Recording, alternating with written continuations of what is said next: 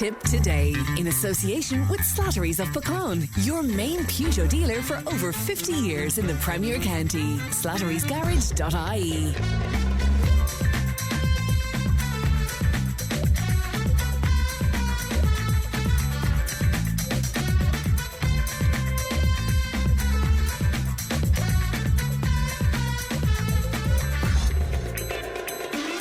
Good morning, welcome along to Tipp Today, 1800 938 007. That's our free phone number. Won't cost you if you'd like to make a call.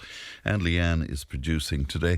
Coming up on the show this morning, we'll be talking about sport in just a little while with Paul. Open drug dealing in Clonmel, a video circulating online causing widespread shock. Indeed, businesses forced to shut down over the weekend as a result of more unannounced water outages. We'll have global news with Thomas Conway.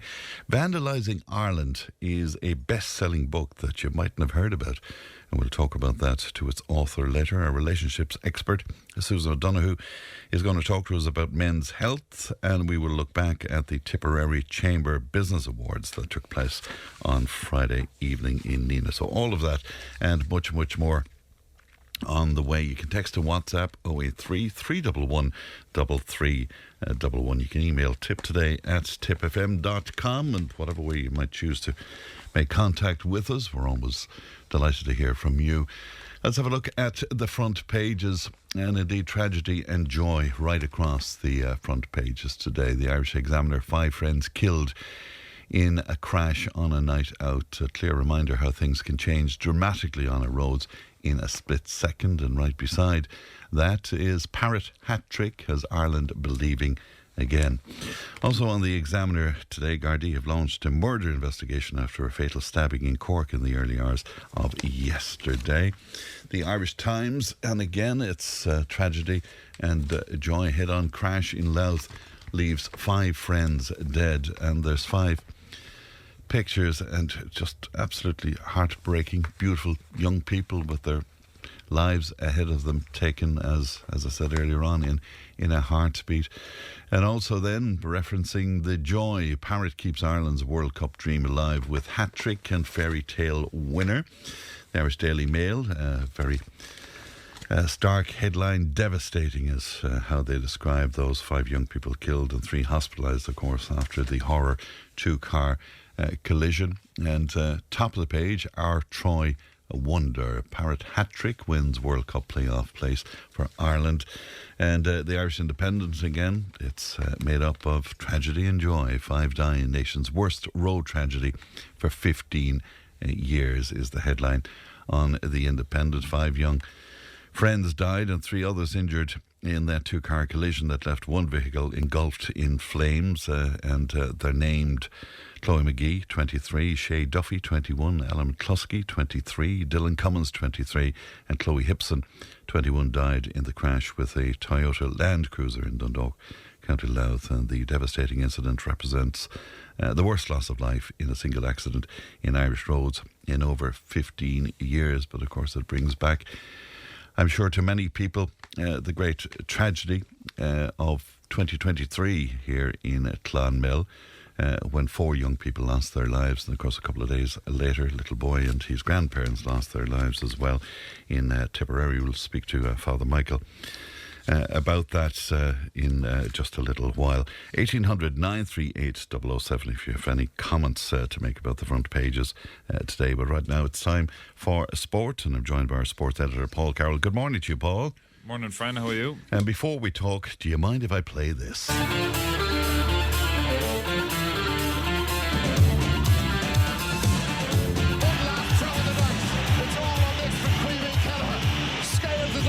Scales wins the header, the jam! Yeah! There's the goal! That's Troy Parrott. That is unbelievable. He scored a hat-trick, and right at the death, Ireland have done it. I've never seen anything like it. Absolutely remarkable. Right at the end, Hungary have been caught. They were hanging on. It seemed like for the whole night. Certainly when it went 2-2. This is just stunning. 3-2. The time is up. The referee has to finish the game. I've no voice left. Just make sure it's not offside. I know. That's the only thing we're concerned about. Just make sure this is not offside. But instinctive from Parrott to be in the right position to finish off. The scenes down below is absolutely incredible. All the substitutes. Ray, look at it again. I don't want in case he's offside. He's not. He's not. He's absolutely not. What a finish. Brave, got there ahead of it. I tell you Lovely what. touch from Scales. And there's Parrott just to touch it beyond the goalkeeper. There'll be a statue on Sheriff Street tomorrow for Troy Parrott. This is incredible. Desire, determination, It great looked in like the it was game. gone. Talking about Liam getting in Scales. good areas. Look at this. Oh, brilliant. We'll never stop watching this. Here we go. Kelleher just launch it down the field. Timing just hit the channel. They've been playing catch-up all night. There it is. It's over. It's over. And Budapest, the Puskás Arena, joins the likes of Stuttgart, Giant Stadium. Vienna living a win over Austria. We've got a game to win.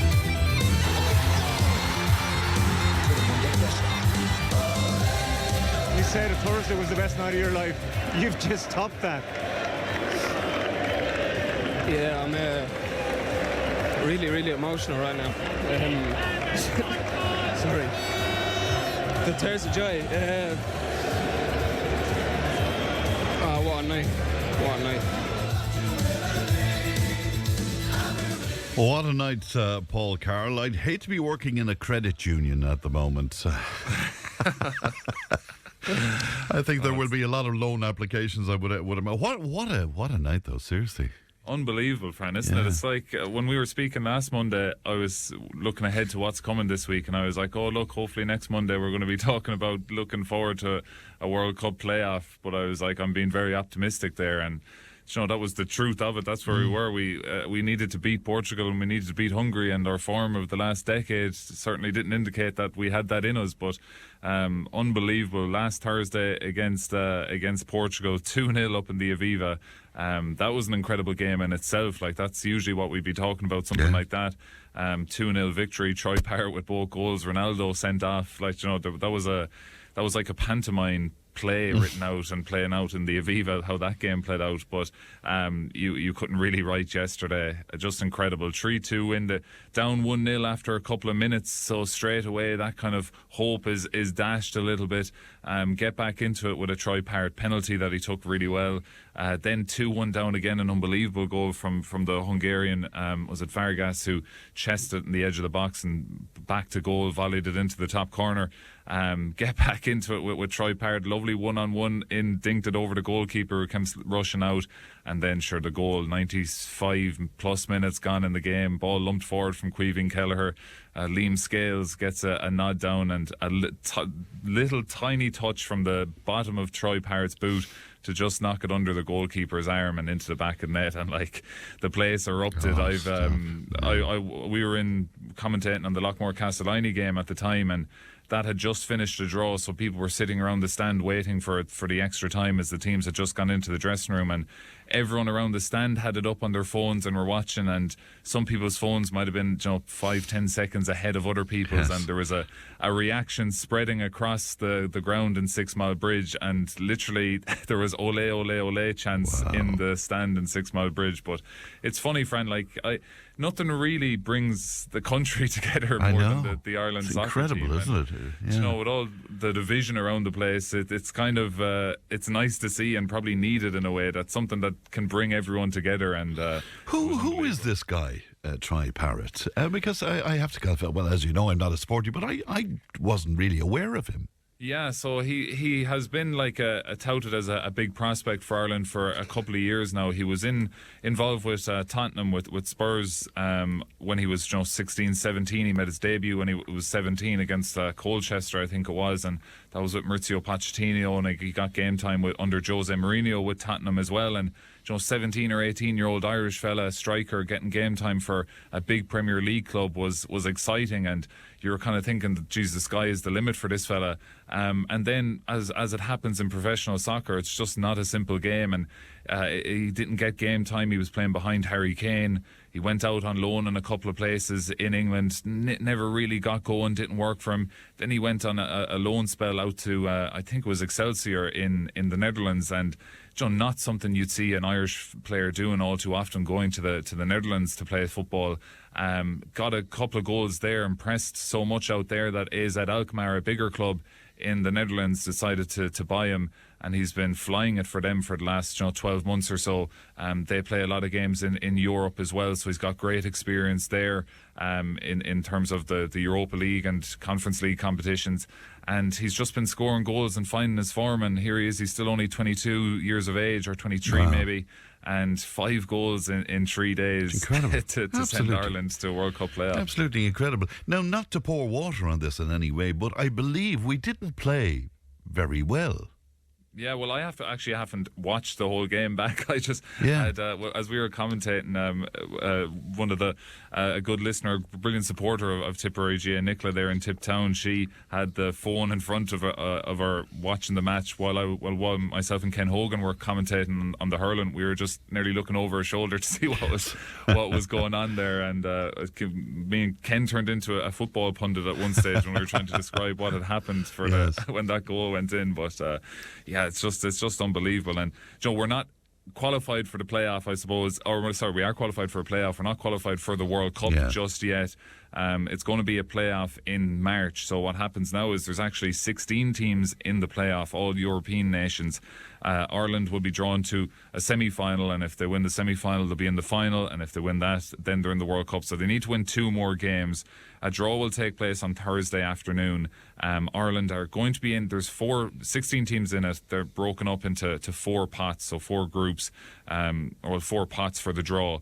Ireland are either in pot 2 or pot 3. If they're in pot 2, they'll get a home semi-final, so that will be up in Dublin. If they're in pot 3, they'll be away from home for that semi-final. And what will determine that is there's games happening tonight and tomorrow that will determine what teams are in the playoffs, and it goes on your world rankings and your seedings. And Ireland's world ranking now will go up after wins against Hungary and Portugal. Could you imagine if it was a home game, Paul? It would be unbelievable. Oh my God! It'd probably fill out 2 or 3 Aviva stadiums, So it's. I think March 26th is the date for when that playoff will take place. And it's coming around quick enough in terms of the World Cup is next summer. If Ireland were to qualify, and we're looking way ahead now already, but it's on over in North America. So I think it's on Canada, USA, and parts of Mexico where the World Cup is. So an Ireland World Cup in the USA brings back an awful lot of fond memories for an awful lot of people of 1994. So 2 more wins away, but the buzz of yesterday will carry on until March at the least, so we can be positive about the Irish soccer team, which is always good. Well, it's great indeed. Some local soccer then, Paul. There was lots of Munster Junior Cup times. And I'd say a lot of the lads playing Munster Junior Cup yesterday probably missed the Ireland match, because a lot of those games got underway at around 2 o'clock. The results, this is the last 32 of the Munster Junior Cup, so really big cup competition for local soccer teams. Wilderness Rovers down in Clonmel were beaten by Broadford. That finished up 3-1. Nina were beaten by Tremor down in Waterford 3-1. Peak Villa were beaten on penalties 4-3. That was pretty much as dramatic as games can go. Went to extra time. They found themselves 4-2 down, Peak Villa, against Geraldines from Limerick. Peak Villa somehow in the second half of extra time got 2 goals to rescue it and send it to penalties, but they were beaten 4-3 in the penalty shootout. St Michael's and Ballymackey were meant to play on Saturday even. That fell foul to the weather. That game was postponed. Fairgreen Celtic and BT Harps. Fairgreen Celtic are an Ennis club. BT Harps of Templemore. That finished 0-0 after extra time, and BT Harps won 4-2 on penalties. So big result there for BT Harps, who are flying it so far this year. And one game in the NTNDL Premier Division over the weekend. We had a couple of games postponed again through the weather, but one game did go ahead. Sally Park hosted Shinrone, and Shinrone, who are newly up from the First Division, they won that game 3-1 in Sally Park. So plenty of local soccer, plenty of drama there as well. To GAA then, Paul, we had Tipperary teams in the Munster Championship action over the weekend as well. Yeah, I mentioned we were in 6 Mile Bridge yesterday for the Lockmore-Castellani game against Éire Ennis. That finished up after extra time. Éire Ennis 2-20 to Lockmore-Castellani's 1-16. And this game, Fran, we were driving to Cusack Park in Ennis, is where the game was fixed for a 1:15 throw-in time. And as we were driving on the road, I got a phone call from Kevin Hanley, who's always as informed as anyone, and he had been already just at Cusack Park in Ennis, and he had just found out pretty much before anyone that the game was going to have to be moved. So there's a burst water main around Ennis, and that meant there was no water to the stadium, so there'd be no showers for the players, there'd be no drinking water, there'd be no sanitation water for the supporters and all that. So the decision had to be made to move the game out of Cusack Park in Ennis, and it had to, the Munster Council and everyone involved had to scramble and try and find a plan B, and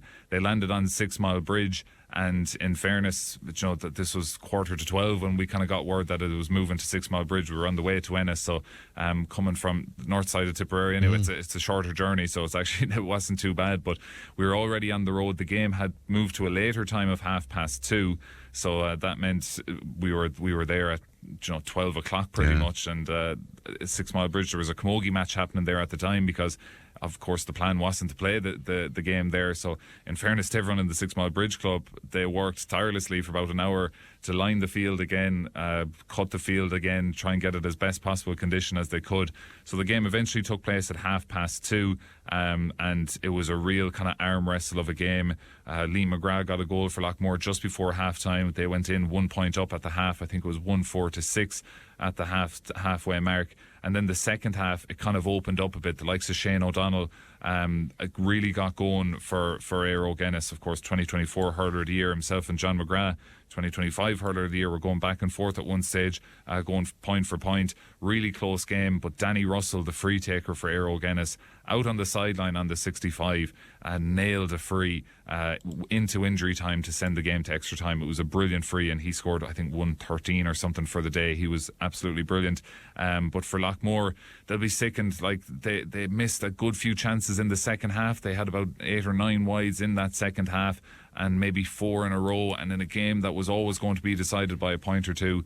Those were some crucial misses. But in extra time then, Lockmore just kind of ran out of legs. Éire Ennis probably had that deeper of a squad that they could bring on, maybe just higher quality players perhaps, or just had that deeper squad that they weren't sacrificing much when they were making substitutions, and the fresh legs probably got them over the line. So it is a sickener for Lockmore Castellani to crash out there in the Munster semi-final, but they represented Tipperary very well in 6 Mile Bridge yesterday. Upperchurch Drumban in the intermediate semi-final yesterday, Fran, huge win.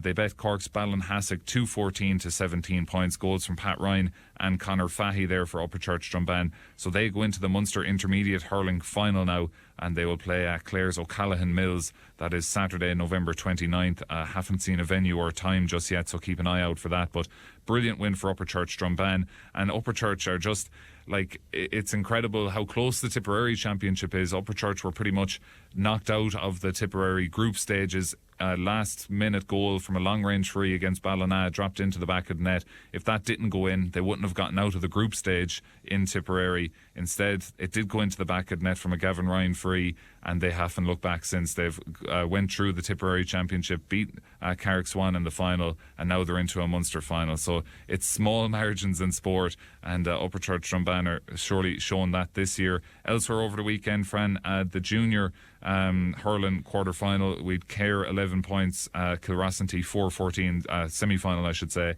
So Kilrossenty of Waterford beating Care. And then in the football on Saturday afternoon down in Clonmel Sportsfield, what an atmosphere it was down in Clonmel. 1,800, just shy of 2,000 people at the game for Commercials against St Finbarrs. This was a Munster senior football quarter-final. It finished up Commercials 2-11, St Finbarrs 1-17. So 3-point win for St Finbarrs of Cork. They finished really strong with 3 or 4 unanswered points late on in the game. But Commercials played really well, but similar to Lockmore, third quarter of the game, Commercials with a good few chances. Instead of hitting them wide, they dropped short into the goalkeeper's hands, but they just weren't as clinical maybe as they needed to be in that game, particularly in the second half. But an incredible performance, a brilliant atmosphere down in Clonmel Sportsfield, and for Commercials, a really difficult month for them comes to an end. But they really represented Tipperary well down in Clonmel on Saturday. To the Camogie and LGFA All-Stars then on Saturday night. We did have a Tipperary winner, Paul. Yeah, Mairead Eviston won an All-Star Tipperary Camogie defender. She was one of 5 players nominated alongside Corinne Blair, Karen Kendi, Grace O'Brien and Roisin Howard. But Mairead Eviston, brilliant year in defence for Tipperary. The highlight of her year was that block against Kilkenny in the All-Ireland quarter-final, which we were reminded of if you saw the Camogie Championship documentary that was on RT in the last week or two. Just brilliant. I remember being there at the time, and you're nearly kind of hands on head. Kilkenny are about to score a goal, and Mairead Eviston appears out of nowhere to get a huge block, and Tipperary went on to win that game. So brilliant year for Mairead Eviston. Of course, Tipperary disappointed in terms of losing that All-Ireland semi-final to Galway in Nolan Park, but Mairead Eviston honoured for her brilliant performances throughout the year. And in the LGFA side of things, Aisling Maloney from Care was nominated for an All-Star. Didn't receive an All-Star, but was nominated, and a really good year for her. And just elsewhere in Camogie, Fran, Mike Burris were meant to play an intermediate Munster final on Saturday against Ballincollig.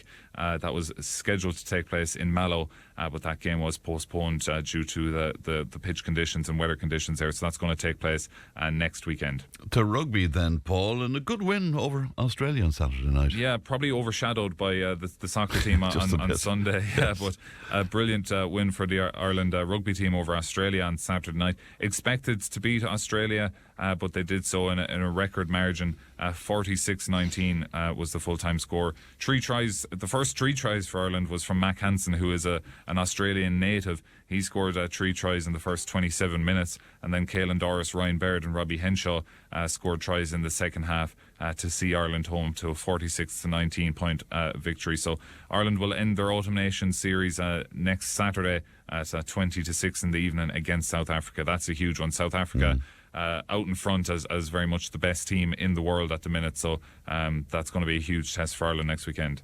Local teams in action then, Paul. Yeah, the AIL was in action over the weekend. Nina Ormond beaten once more in Division 1A, 24 points to 3 at home against Ballynahinch. So struggles at the top tier for Nina Ormond continue, but it's just such a difficult tier of rugby, as we've mentioned before. But Division 2A, Cashel made the long trip up to Antrim to play Ballymena. Were beaten but did get a losing bonus points. 29 points to 23 was the full-time score there. But the story of the weekend in terms of local rugby was Clonmel. They had a huge game down in Ardguiha on Saturday afternoon. They were second in the division, Division 2C, against Thomond of Limerick, who were first in Division 2C. Thomond unbeaten in the first 5 games of the season, but a huge home win for Clonmel, 24 points to 22 to defeat Thomond and close the gap. Clonmel still second in Division 2C, but a huge win there. If Thomond had won that, it would make it very difficult to catch them at all. But Clonmel getting the victory there, 24 points to 22, and it's just an unbelievable start to the season. 5 wins from 6 games for Clonmel to start off the new Division 2C season, so they'll be hoping they can continue this form before the Christmas break. I'm sure they will indeed. So just to look ahead then, what can we look forward to, Paul? Yeah, I mentioned the draw for the World Cup playoff is on Thursday afternoon, so it's at 12 o'clock, and we'll know who Ireland will play in a semi-final, and then if Ireland are to win, who they will play in a final. So that we'll know all that come Thursday afternoon. So a bit of excitement to look forward to there. I mentioned Ireland against South Africa is Saturday evening, 5:40 p.m. kickoff time in the Aviva Stadium. Mike Burris in the Munster Intermediate Camogie final. We mentioned that was postponed this weekend. That will take place next weekend. The Harty Cup, Fran, the group stages comes to a conclusion on Wednesday, so we've 5 Tipperary schools, a lot to play for there. Nina playing Cashel is one of the standout ties in terms of Tipperary interest, with 2 Tipperary schools playing against each other. And then next Saturday, the AFLW, the women's Australian rules semi-final, Brisbane Lions against Carrollton. That's at 8:35 a.m. on Saturday morning. And Orla Dwyer from Tipperary, of course, so successful in hurling or camogie, ladies football, and in particular Australian rules. All-star down there in 2022, an All-Australian, as they call it, a 2-time premiership winner. She's going to be lining out for the Brisbane Lions once more in a semi-final, so looking to get to another grand final. She's had hugely successful career in Brisbane, and they play Carrollton at Saturday morning at 8:35am Irish time, so something to keep an eye out there next weekend is Tipperary's Orlo Dwyer continuing to do brilliant things down in Australia. All right, Paul, pleasure as always. Thanks very much. Thanks, friend. Paul. Thank you. That's our sports editor, Paul Carroll, speaking to us this morning. And Bridget was on, highly complimentary indeed to Paul as a commentator and reporter and all of that. And so say all of us, Bridget. Thank you for that. 083 311 3311. We'll take a break. Back in just a moment. Tip FM's Tip Today. With Slattery's Garage, Puck On. Main Peugeot dealers in the Premier County. And now stocking the full range of the luxury French car brand DS Automobiles. Book your test drive today with Slattery's Garage, Puck On. See slatterysgarage.ie. Tip FM's Tip Today. With Slattery's Garage, Puck On. It's time to change. Test drive the award-winning range of Peugeot hybrids and fully electric vehicles at Slattery's Garage today. See slatterysgarage.ie. Videos and pictures have been circulating online over the weekend of two men shooting up at the iconic Main Guard in Clonmel. It once again brings to focus the problem of open drug dealing and drug taking in Clonmel. Councillor Richie Malloy joins me now. Good morning to you, Richie. Good morning, dear Fran. And just before we start, just offer my sympathies to the families there in Dundalk over the weekend. You know, it brings us back totally again to when Grace and Luke here and Nicole and Zoe lost their lives. You know, the four youngsters there in 2023, just as a real shocking tragedy now, and for all the families involved. Yeah, unimaginable. But as you say, we have experience of similar tragedy here, Richie, and we'll be speaking to Father Michael about it in just a little while. Absolutely. Will you tell me about this video, because you have expressed your horror at this, Richie? Yeah. I mean, I think I got that video there late last night. Now, I'm sure you probably got it in the studio as well, just circulating. And it's basically of two men, literally one helping the other to shoot up drugs with a needle there under the Main Guard, and I believe it was actually, that was sometime around 6 o'clock yesterday evening when that video was taken, and you can see all the traffic up and down. Yeah, O'Connellsville and Sassville. There was no attempt for them to hide what they were doing from the public at all. I mean, this was just completely open. I mean, it kind of again brings you back to the fact that we really just don't have enough Gardaí on the streets here in Clonmel. And, it's no fault to the local superintendent or the local Gardaí. I mean, I was amazed when the allocations came out there last week that we only got one guard out of that allocation from Templemore for Clonmel. And, just to bear in mind, it's not that long ago that Sergeant Kieran O'Regan retired. So, to my mind, that means we're just exactly the way we were. One left, one retired, and one was replaced. But when you see that kind of stuff going on under the Main Guard, I mean, it scares the living daylights out of people, really. And then you have needles probably thrown around there, and you have school children. Most days when I pass there at lunchtime, you'd have a lot of school kids there sitting on the steps of the Main Guard. And can you imagine, the chances are now you could very, very easily sit on a needle. You're not going to be expecting that in such a public place. And Richie, I know that the video, because we've just seen it here ourselves, it is horrifying and is shocking. But I'm not surprised, because, I mean, we've heard so many reports that this has been going on for a number of years now. I mean, I'm not entirely surprised. No, I must admit, it's the first time I've actually seen it so blatantly, yes, of someone shooting up into someone else's arm. And you see, I'd say the trend for the last couple of years is nearly to pretend that it's not happening at all. Yeah. That it's not as big an issue as it is. But you look over there at Marketplace as well, the Marketplace there off of Dadson Street. Like, I go over there nearly most mornings when I'm going over to the office, and there is people sleeping there. I can see one or two mornings guys coming out of those units. They're obviously forcing the doors open and staying in there overnight. But it's making that place very, very unsafe really for anyone walking through there now. Especially a lot of elderly people across there going over to Peter and Paul's church there for Mass and that. like, it's something, again, like, I'm kind of really calling on our Oireachtas members to put pressure on the Garda Commissioner. I mean, that's one part of it, I suppose. But I suppose as a community, we'll probably have to wake up to try and, I mean, the scourge of drugs. I mean, when you see it that way, it's really in your face, and you can't ignore that it's there and that it's happening.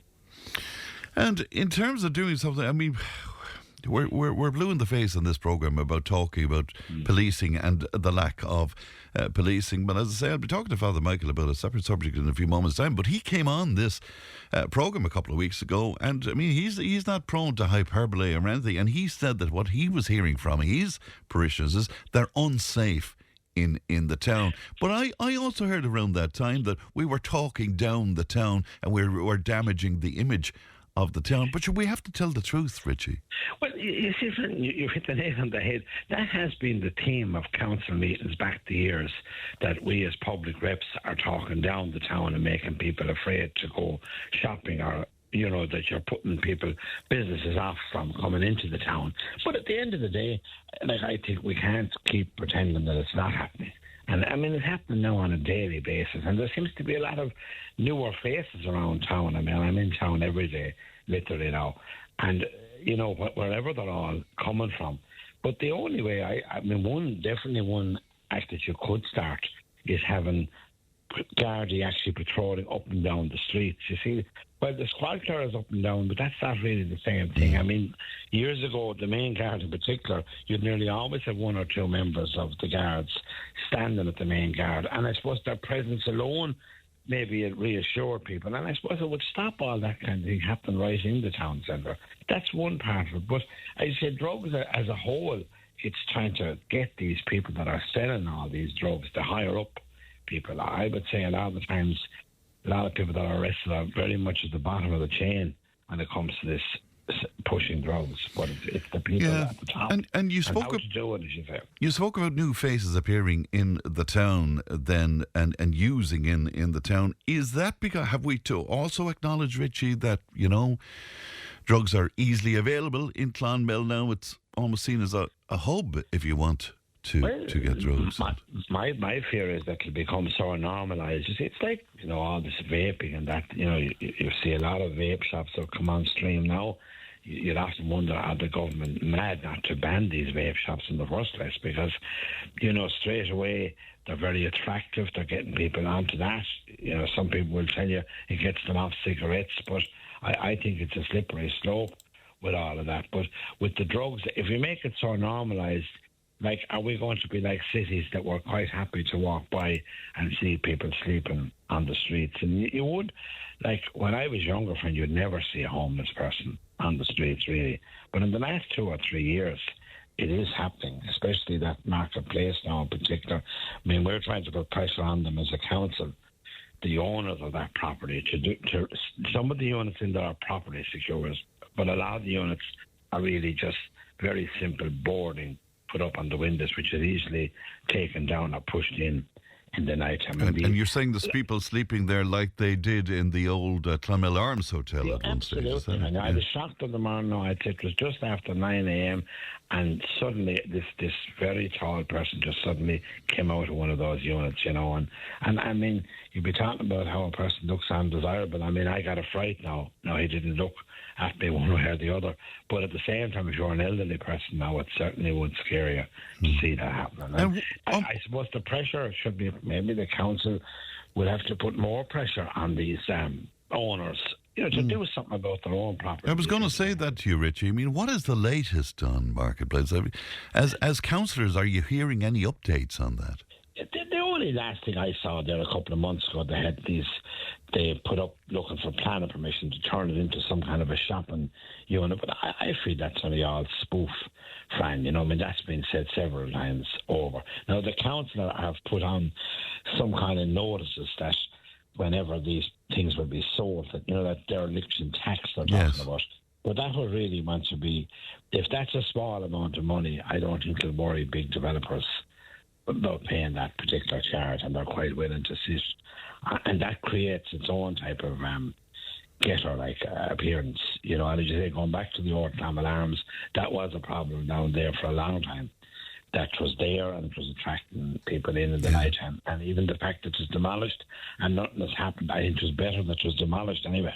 Whatever way. Do you accept, Richie, what we've been hearing from the Gardaí on this, that, the dogs in the streets seem to know what's going on, but the Gardaí are telling us that it's not that simple in terms of bringing somebody to book on this, that they have to have proof and, they can't just sort of go up to people and accuse them. And do you accept the difficulties around policing this?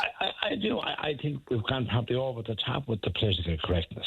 I mean, you hate harping back to the fact of years and years ago, you had guards, maybe a person got a clip around the ear, that type of thing.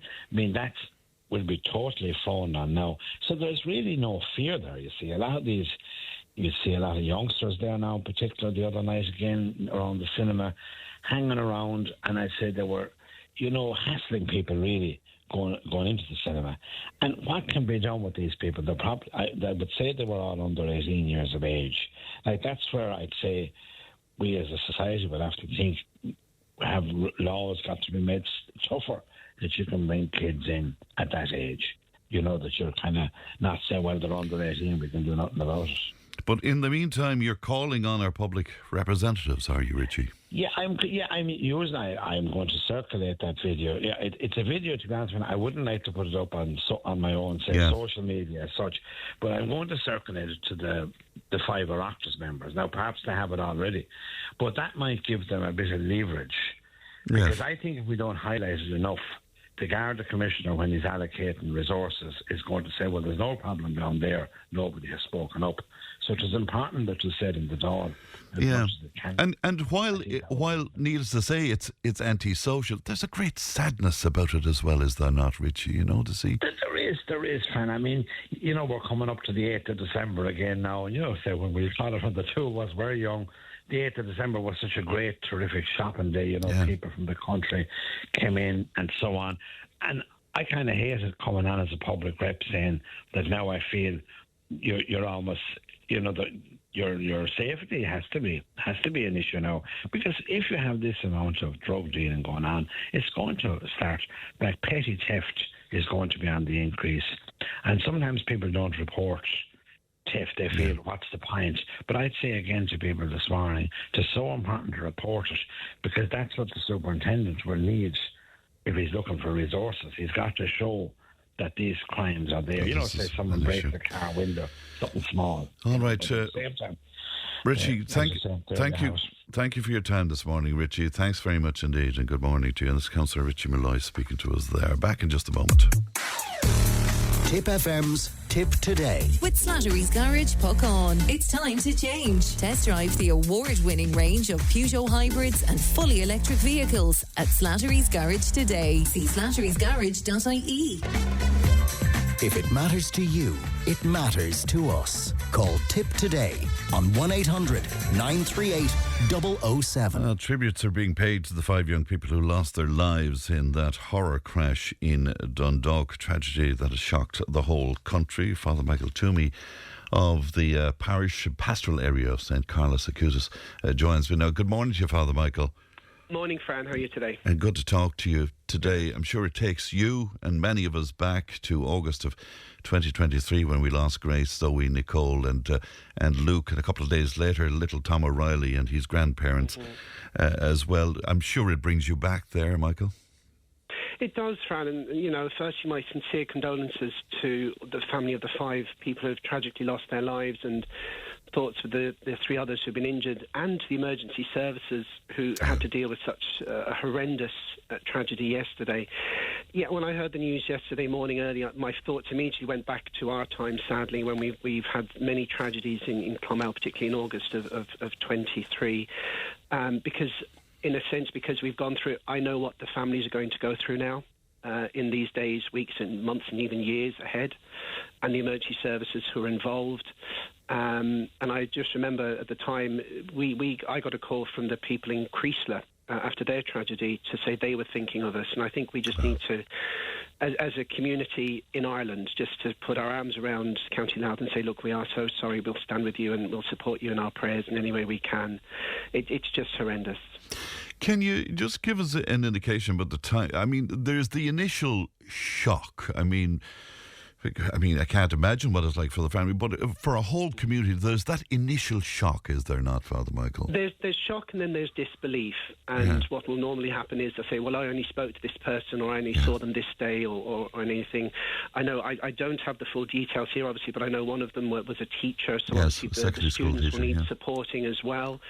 So the school will have a pastoral critical incident plan in place in that particular instance as we had, because obviously with our 3 students here who had just left school, we put that in. There's also the disbelief, but also the realisation that this has happened and how do we move? And obviously things can't move too fast. They have to obviously do the scene has to be preserved. There'll be all these questions here. Immediately, and I see it on this morning, the local priests are the ones who firstly contacted for comments, because obviously the priest would be the first maybe to reach out to the families on a pastoral level, as well as the Garda support units as well, and the family liaison officers. And we just, obviously, as priests, have to be very careful what we say, what information we give, but just give a sense of, the devastation. I see one of the monsignors there who spoke to the family this morning. He just said it's like they've just collapsed. The families have collapsed with the news. And obviously with any kind of tragedy, it's not just the family, it's the friends and the friends of the friends and people who knew them. This will affect thousands of people, but there's 5 lives lost. And I think one person, I believe, was from Scotland as well. So, that has to be, they would have to be supported as well. And Michael, when you visit in the aftermath, what do you say? Or is it just you listen, or how does that work? As I think I said we had a memorial soon after the incident in Clonmel, and I said, I just don't know what to say. And I admitted that to people. Sometimes words, you just don't know what to say. I think it's, in my case, it's kind of just sitting with the family and being with them. And acknowledging, some people just speak quiet, some people will be talking very loudly, some people will be crying, some people, will don't know what to do. And it's a sense of just being with them. I think anyone who's grieving knows that the best person beside them is probably the person who just sits there, and listens. Doesn't judge, doesn't give comments, doesn't say, oh, you should do this, you should do that. That's the worst thing to say, I think, in certain circumstances. But it's just being with them, because obviously these hours in particular, so soon after the tragedy, I believe it was Saturday night, it's still very raw, and it's obviously people then talk to, we have funerals to plan and liturgies, etc. That's all later in the week, but in the immediate aftermath, because you've different family dynamics in every family as well, you need to be able to just kind of, as a priest, try and withdraw yourself from getting too involved, but being there for everybody to a limit that supports and encourages and prays with them. And that's for religious and non-religious pastoral care workers. So it's a balance. And then where community is concerned, because God knows we saw the best of ourselves here around that time, the importance of community, Father Michael? Absolutely. And I mean, I think that's endemic in Ireland. We are a community people. When a tragedy like this happens, we completely come together. I think, my experience of Clonmel was as broken and as downhearted as we were. When we were at our lowest, we were at our best, because we actually came out to support not just the family but ourselves. Everybody came together, the emergency services, the students, the teachers, the families. We were all there kind of united in the grief. And I think that will be a great support to the families and the communities involved in this terrible, terrible tragedy. Well, in the meantime, it's a long, long road for these families, isn't it? And very long. I mean, it doesn't. You never get over the grief, but you learn to live with it. But that's a long, long time down the road, So, my thoughts as well as with, as I say, with my own brother priests who have to deal with this as well. And, we do our very best, and sometimes we just don't know what to say or do, but we just give the hope of the resurrection in our faith and that, and pray that the community will come together.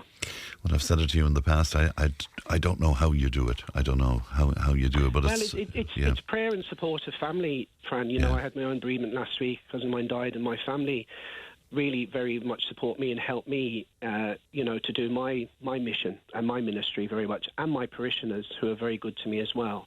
Because at the end of the day, we're human beings as well. It's like the Gardaí, the fire, the ambulance, they're human beings. They have families, and they see these tragedies and they go home to their own families and hug them, I think, a little bit tighter. Of course. And I'm sorry for your loss as well, Michael. Thanks, Frank. Can I get a word from you as well? We were talking to Councillor Richard Malloy there about that unbelievable video that's in circulation of people shooting up at the main guard in Clonmel. I know you saw this, Michael, and you spoke to me recently, indeed, about the fear that's around the town. How do you view that?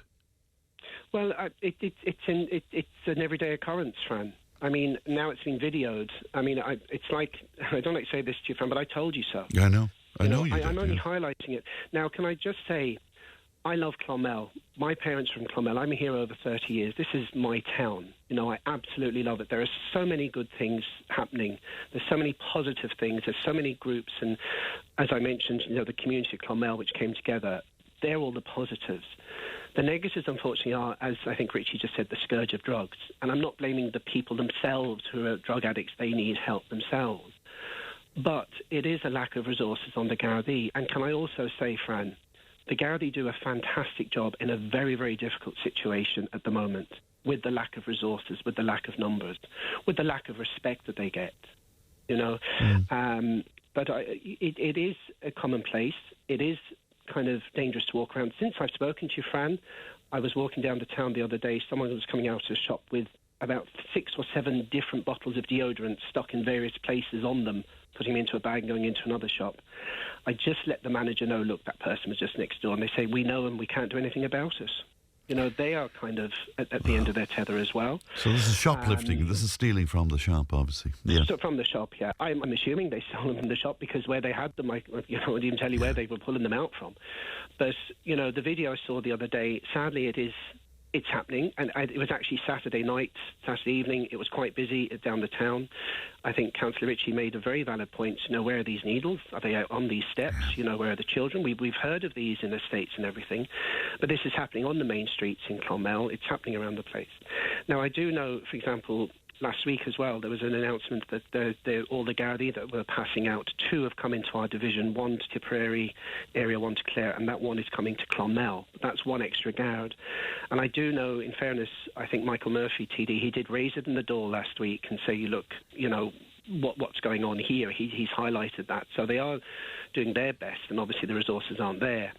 But at the end of the day, Fran, this is where we are at.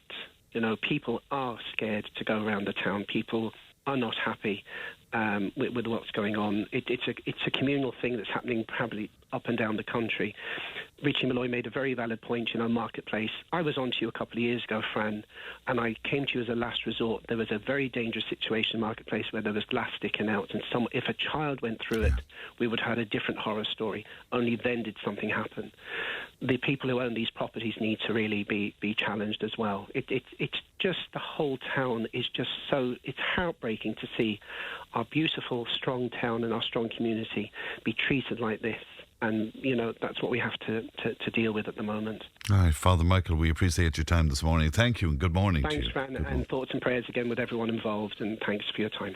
Thanks very much indeed. Father Michael Toomey speaking to us there. 1800 938 007. Somebody else telling me about a massive drug fight in Clonmel last night about 7 o'clock, and it says here it took the guards 45 minutes to arrive, and they're telling me exactly where it is. Suffice to say, the centre of Clonmel last evening.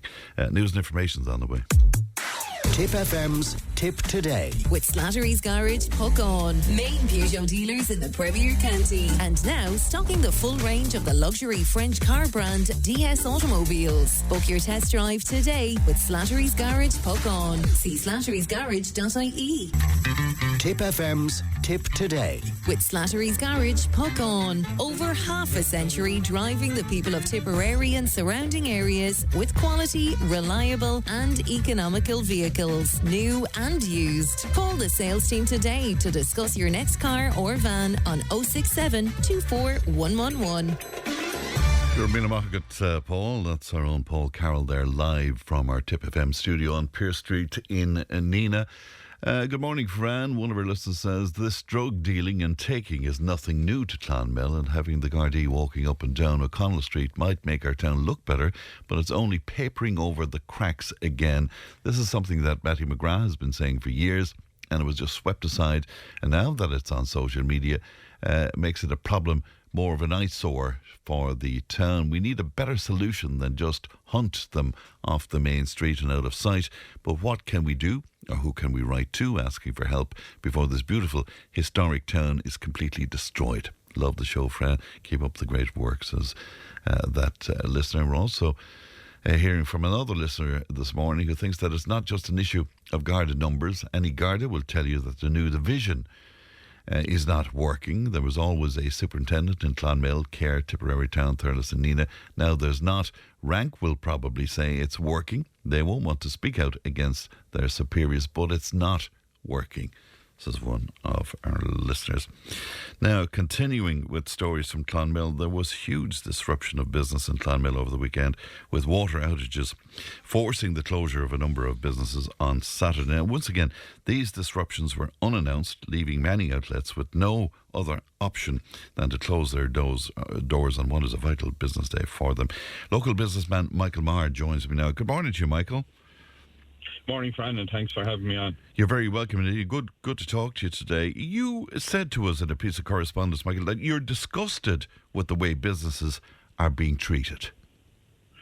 Well, look, it's a bit of a laugh now at the moment because, you know, between boil notices, low water pressure and no water, businesses are being forced to close or having to purchase water or even ice to run their businesses. And you also said an interesting thing. In your opinion, you said Ishcairn are being used as a scapegoat by politicians. What did you mean by that, Michael? Well, Fran, you know, like things like this just don't creep up on you, right? This has been happening over a period of time, and I'm convinced that it's down to lack of investment in the infrastructure.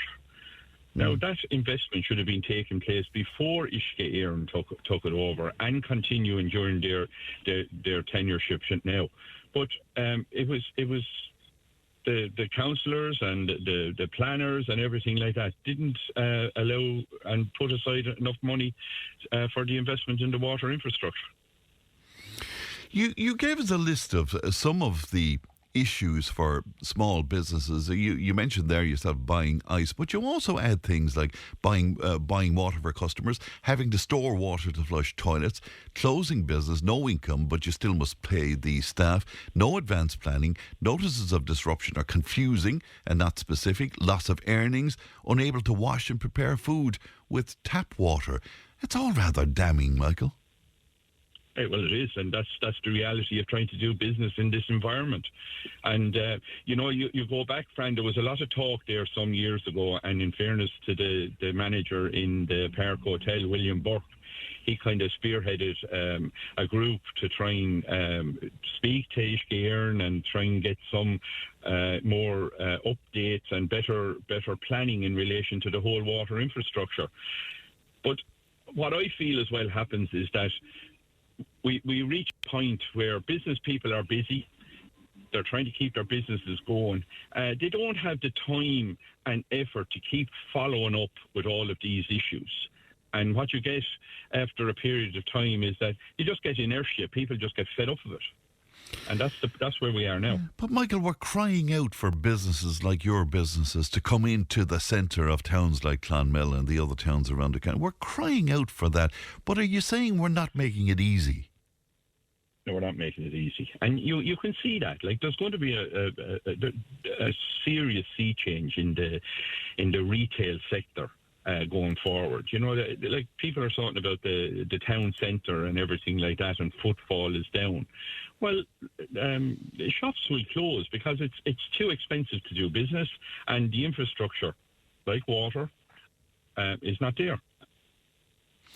What else would you find as an impediment to doing business in a town like Clonmel? What else is there that we might know of if we're not business people, Michael?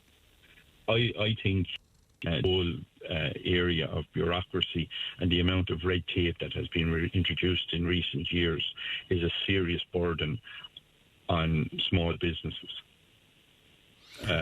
Like they're bringing in legislation all the time, and it's fine for large corporate sectors and everything. They have the money and the resources to put into it, but small businesses can't afford it. When I was speaking to Father Michael Toomey there, he spoke to us about shoplifting, for example. Shoplifting that he saw blatantly happening himself, and other issues like drug taking around the town and the like. As business people, how big an issue is all of this? I think it's very serious. I think I was on your programme before and I was outlining the problems regarding unsocial activities around certain areas of the town. And, like people, if you talk to anybody on the street, people will say to you, Frank, look, there's serious issues in relation to unsocial behaviour. There's serious issues in relation to the whole infrastructure in the town. The town is deteriorating. I'm from the town. I was always very proud of Clonmel. When one of the first businesses that I set up, a friend of mine came over from England and it was his first time in Clonmel, and he described the town as a real buzzy business town. Yeah. I don't think you'd be able to say that today. Yeah, because I'm from Cashel. We used to shop in Clonmel. I remember the abundance of shops here and the buzz, as you say, around the town. Does it surprise you to know, though, Michael, when last I spoke to Father Michael Toomey and when he told me about his experiences around the town, there was an element of people coming on and they were quite cross, really, that it seemed that I and Father Michael and others were talking down the town in some way. Does that surprise you? Well, nobody wants to talk down their town, and we all want to be proud of our town. But I suppose, people are venting their frustration. They're not talking down the town, and they don't want to be, saying bad things about it. But what other way are people going to vent their frustration with what's going on? How are we going to? Our politicians seem to be playing a deaf ear to it. There's nothing happening. Even in the last budget, the town was neglected. So, like, what other area can you go to? How else can you portray all the problems?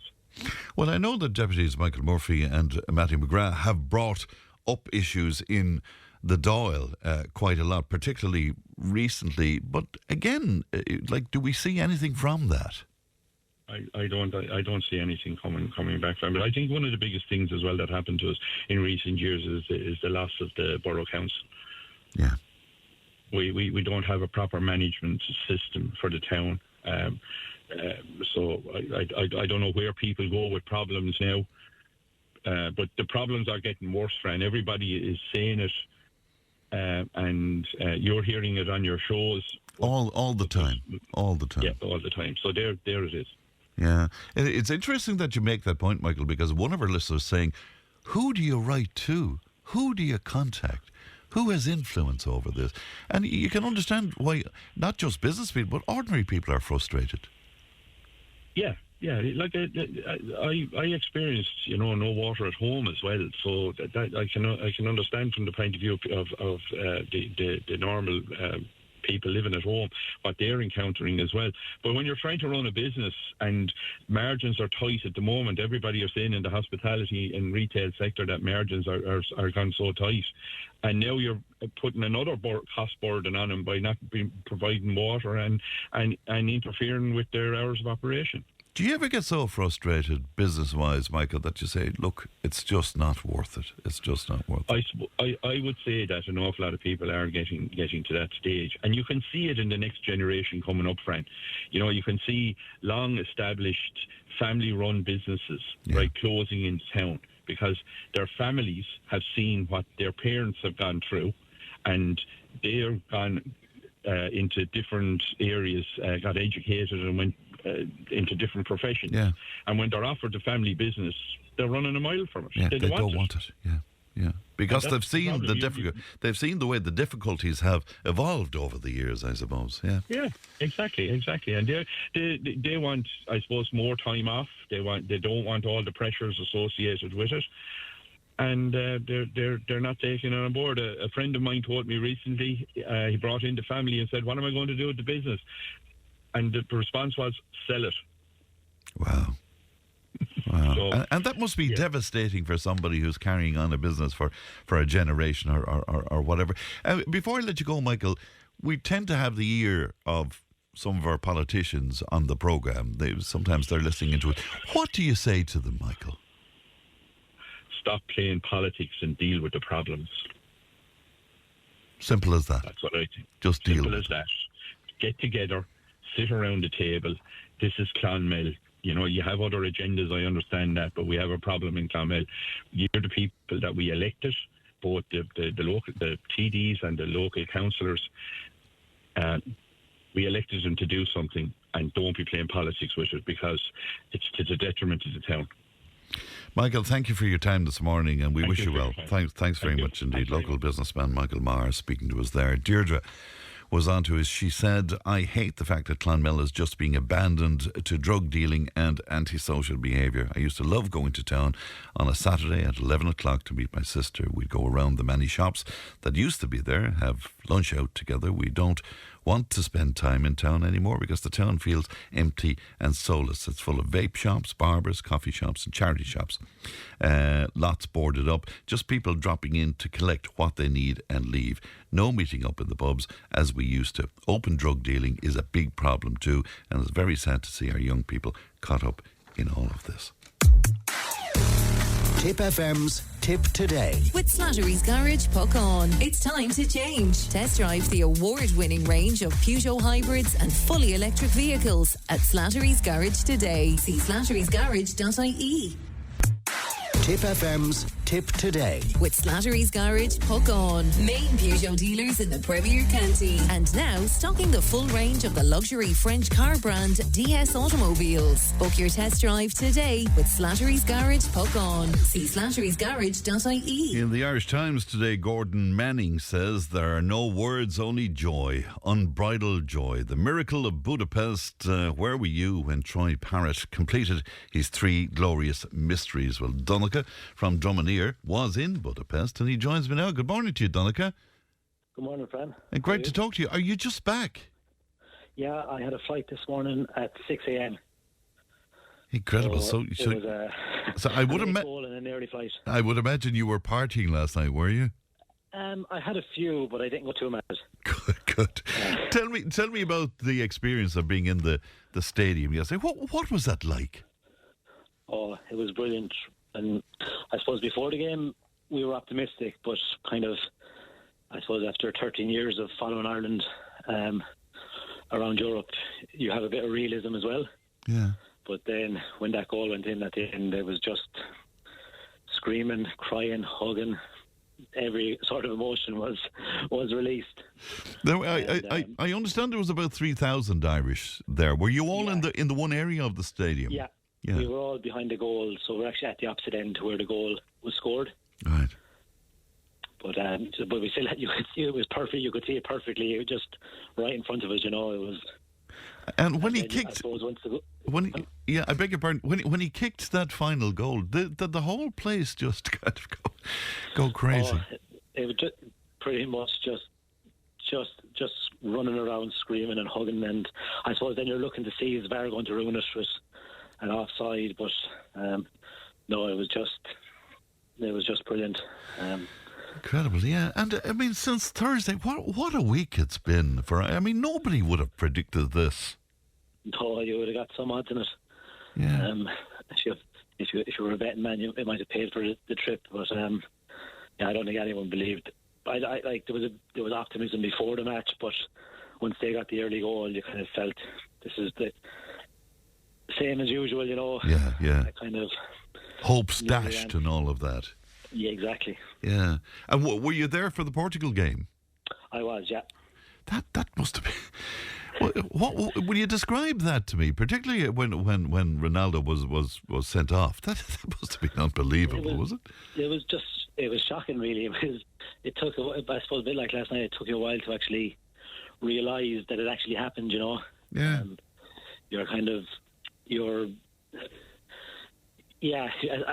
I suppose if you follow Tipperary hurling, it's different because you expect it. But when you're following Ireland, you just don't expect things like that. And, from a real Irish fan, what happened? I mean, what happened that caused this? I mean, when everybody had given up on this team, and now we are where we're heading for the World Cup playoffs. Yeah, I don't know. I don't know what changed. Even at the start of this campaign, it seemed that like we didn't have the greatest of starts to it, and it seemed like we were just on a hiding to nothing, really, waiting for the inevitable. But yeah, I suppose the last two games just really turned it around and possibly saved Helgumson's job as well. Well, I'm sure it did indeed. And Troy Parrott, then, have you been following his career? A little bit, yeah. Just kind of hoping that he'd be the one maybe that could change our fortunes, him or Evan Ferguson. Yeah. But he, it took him a while, I suppose, or it wasn't always, I suppose the last two games have been from after a lot of work and a lot of setbacks as well, So it's great for him, great to see that, like it's a great inspiration for young lads up and down the country. You see, for many of us, even though I presume you're much too young, Donncha, but for many of us, this brings us back to the Charlton era and all that excitement that lifted this country. I mean, completely lifted the country. That's what a few of the older crowd last night were comparing it to. Just the good old days. I was only 2 for Italian 90, so. Oh my God! Oh, you're making me feel really old now, Donncha. Stop that immediately. But so, are you looking forward to next year? What are your plans around this then? We won't know until Tuesday, I think, where these games are going to happen. Yeah, Thursday we'll get the playoff, and then we'll be kind of looking for permission from the wife to see what we can do. And back in Italia and all of that, we all went to the credit unions to get a few bob to head off to all of these places. I know, yeah. We might have to ring the credit union during the week, we'll see. Right, but you'll be there right to the bitter end anyway, will you? Hopefully anyway, yeah. And I'm not a sporty Donncha. Have we a genuine shot at this point, do you think, of getting into the World Cup? At this stage I think we do. Like we've shown that we can kind of back up a performance, for a lot of time we might have had a good performance, and then the next game was a bit of a downer, Yeah. I think now that we've shown that we can back up a performance, we'll give a lot of the team will build on that. I hope, Well, I hope so too, because God knows we could do with it as a country. Donncha, I was delighted to talk to you today, and thanks for coming on with us. And I'm delighted with the outcome of last night. Thank you so much. Thank you. Thanks, Ryan. Thank you. Bye bye. Donncha there from Drumineer, who was in Budapest in the stadium for that wonderful, wonderful occasion, and indeed Thursday night too. He was in Dublin for the victory over Portugal. 1800 938 007. Global News is on the way. If it matters to you, it matters to us. Call Tipp Today on 1800 938 007. Join the conversation in Tipperary. Contact us through Facebook, Twitter, or email tiptoday@tippfm.com. Now, huge reaction to our conversations this morning about drug taking in Clonmel and issues with business in Clonmel, and I will get back to reading out some of that a little later on. But right now it's time for Global News, and glad to be joined, as usual on a Monday, by Thomas Conway of the Nina Guardian. Good morning to you, Thomas. Good morning, Frank. Good to see you. Can we talk about the Epstein files? Because there's been an update now, hasn't there? In a stunning turnaround last night, Trump has urged House Republicans in Congress to release the files. Now that is seismic, because that is a complete turnaround on everything that has preceded it in the past couple of months.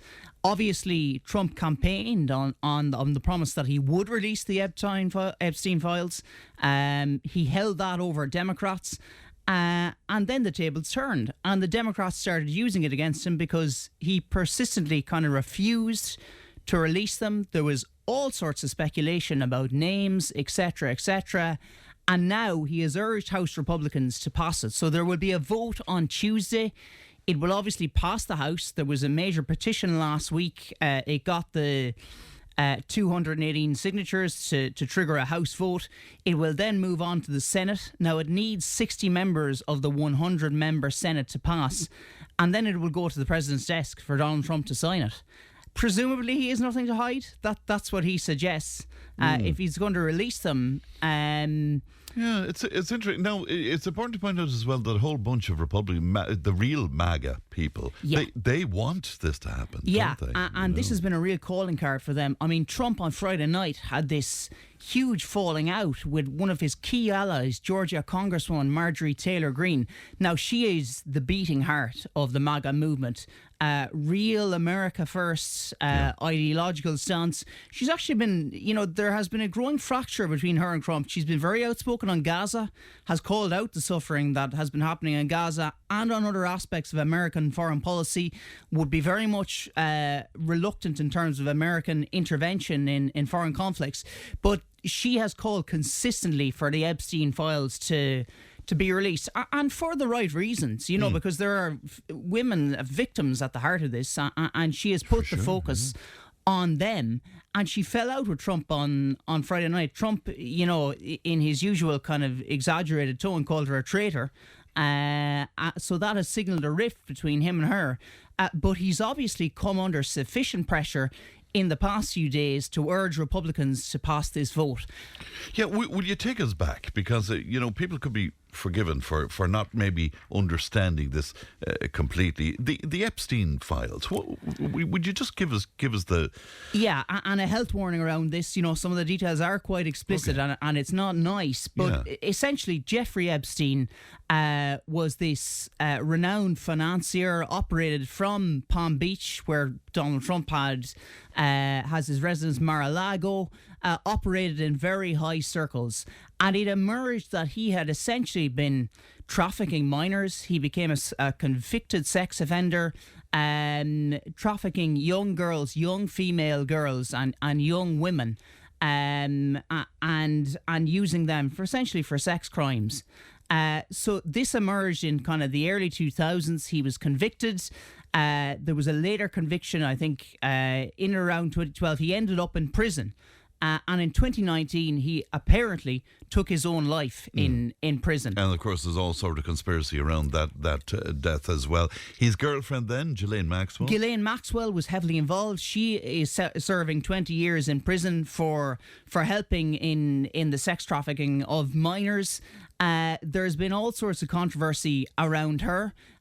She has been moved to kind of a prison with lighter security, ostensibly because she had warm words for Donald Trump, or that is the speculation.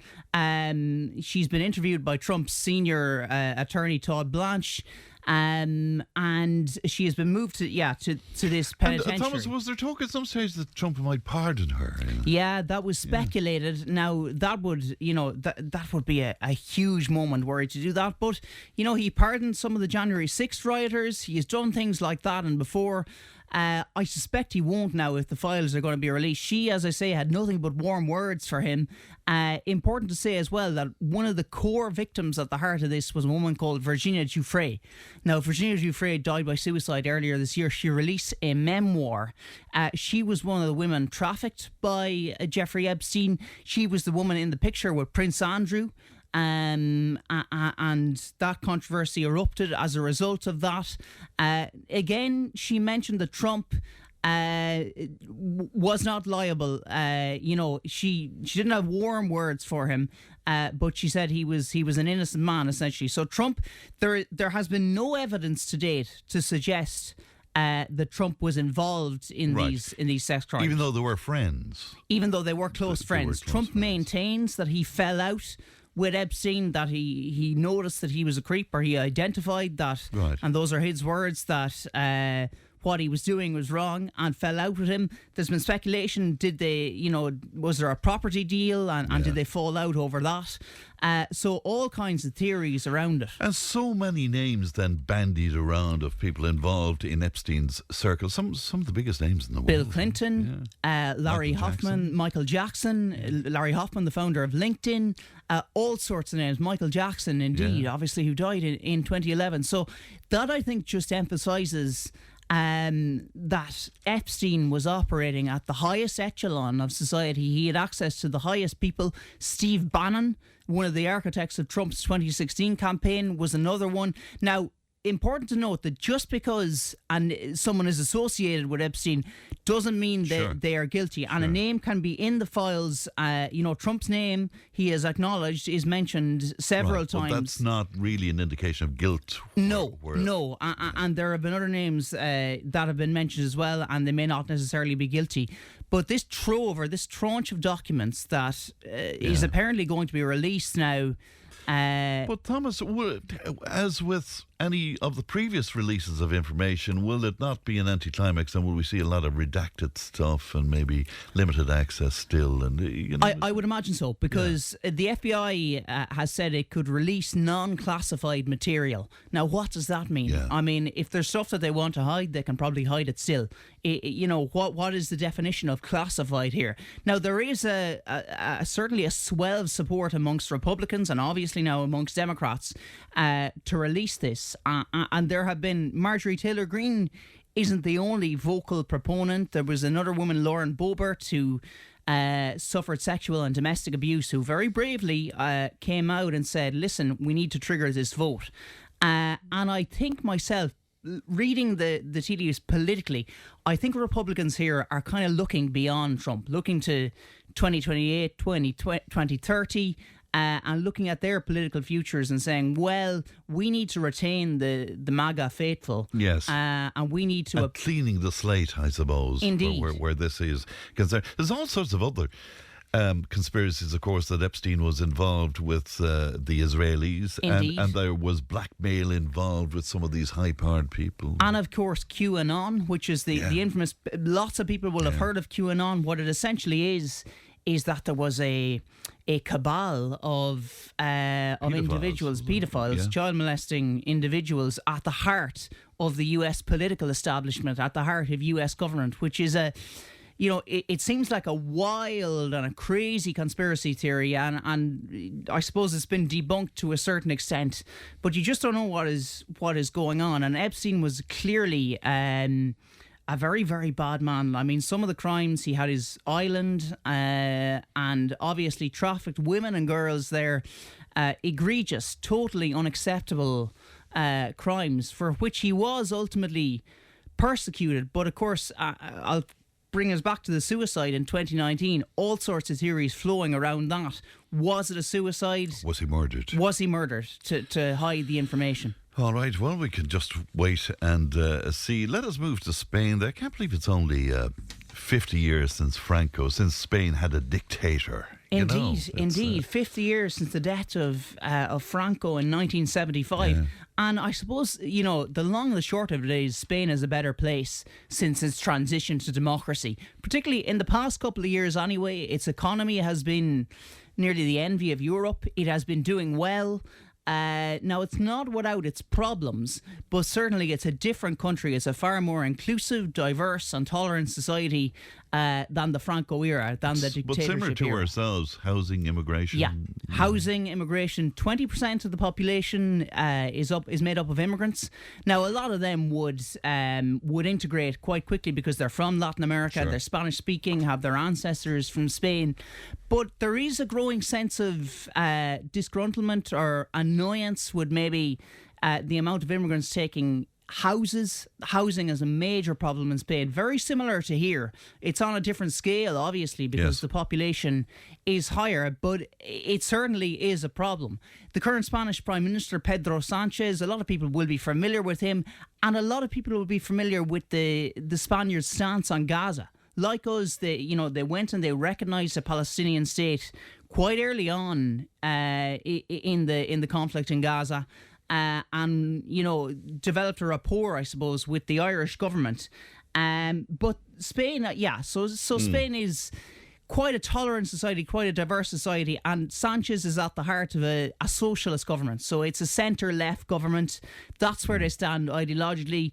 But it's not immune to forces from the far right and the far left of the political spectrum. It's interesting. And of course, following Franco's reign, King Juan Carlos then took the throne, essentially. But that even didn't end up very well. No, it didn't. I mean, he inherited the dictator's kind of absolute powers. Now, he facilitated the transition to democracy and fairness, and Spain became a welfare state, etc., etc. But he was caught up in an affair with a Danish socialite in 2014, and that really tarnished the reputation of the royal family.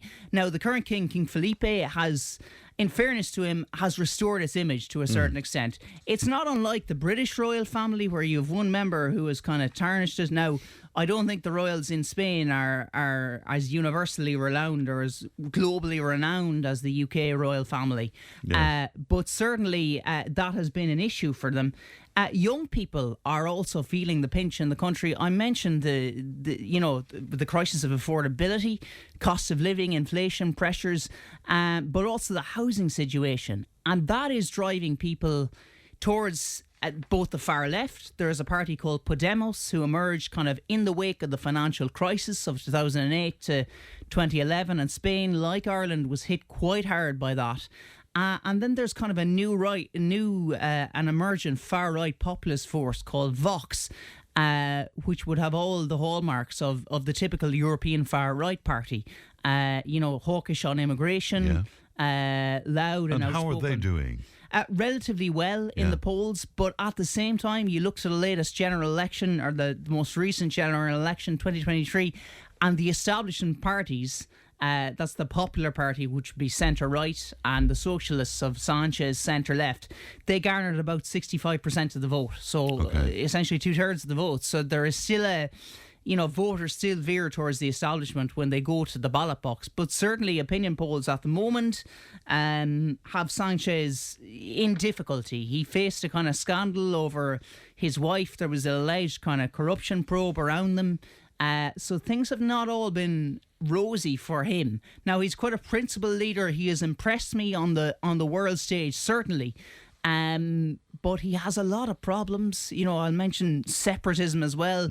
The Catalonian independence referendum of 2017, and the Basque terrorism that we saw down the decades. So he has a lot of things in his plate. I mean, Spain is a big country, and it is a force, not militarily.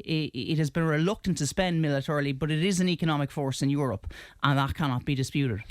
Interesting. Let us move to Gaza then, Thomas, and the US military planning for divided Gaza with green zone secured for international and Israeli troops. What is happening there? Yeah, to me this is very worrying. Essentially, there is a yellow line that separates one part of Gaza, the western section of Gaza, from the east. Now, the population as it stands are concentrated mainly within the western section, which is kind of falling back under the governorship of Hamas. I mean, Hamas have not disbanded as the peace plan envisages, but the proposal that has been leaked to certain journalists suggests that there will be reconstruction, but only on the eastern side of what is known as the yellow line, which separates Gaza.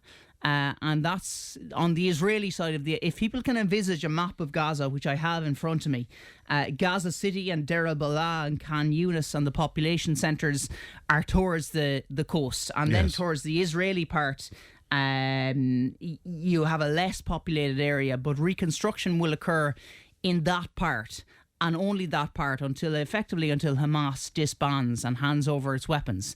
Now, that is, that's not likely to go down well with certain Arab countries.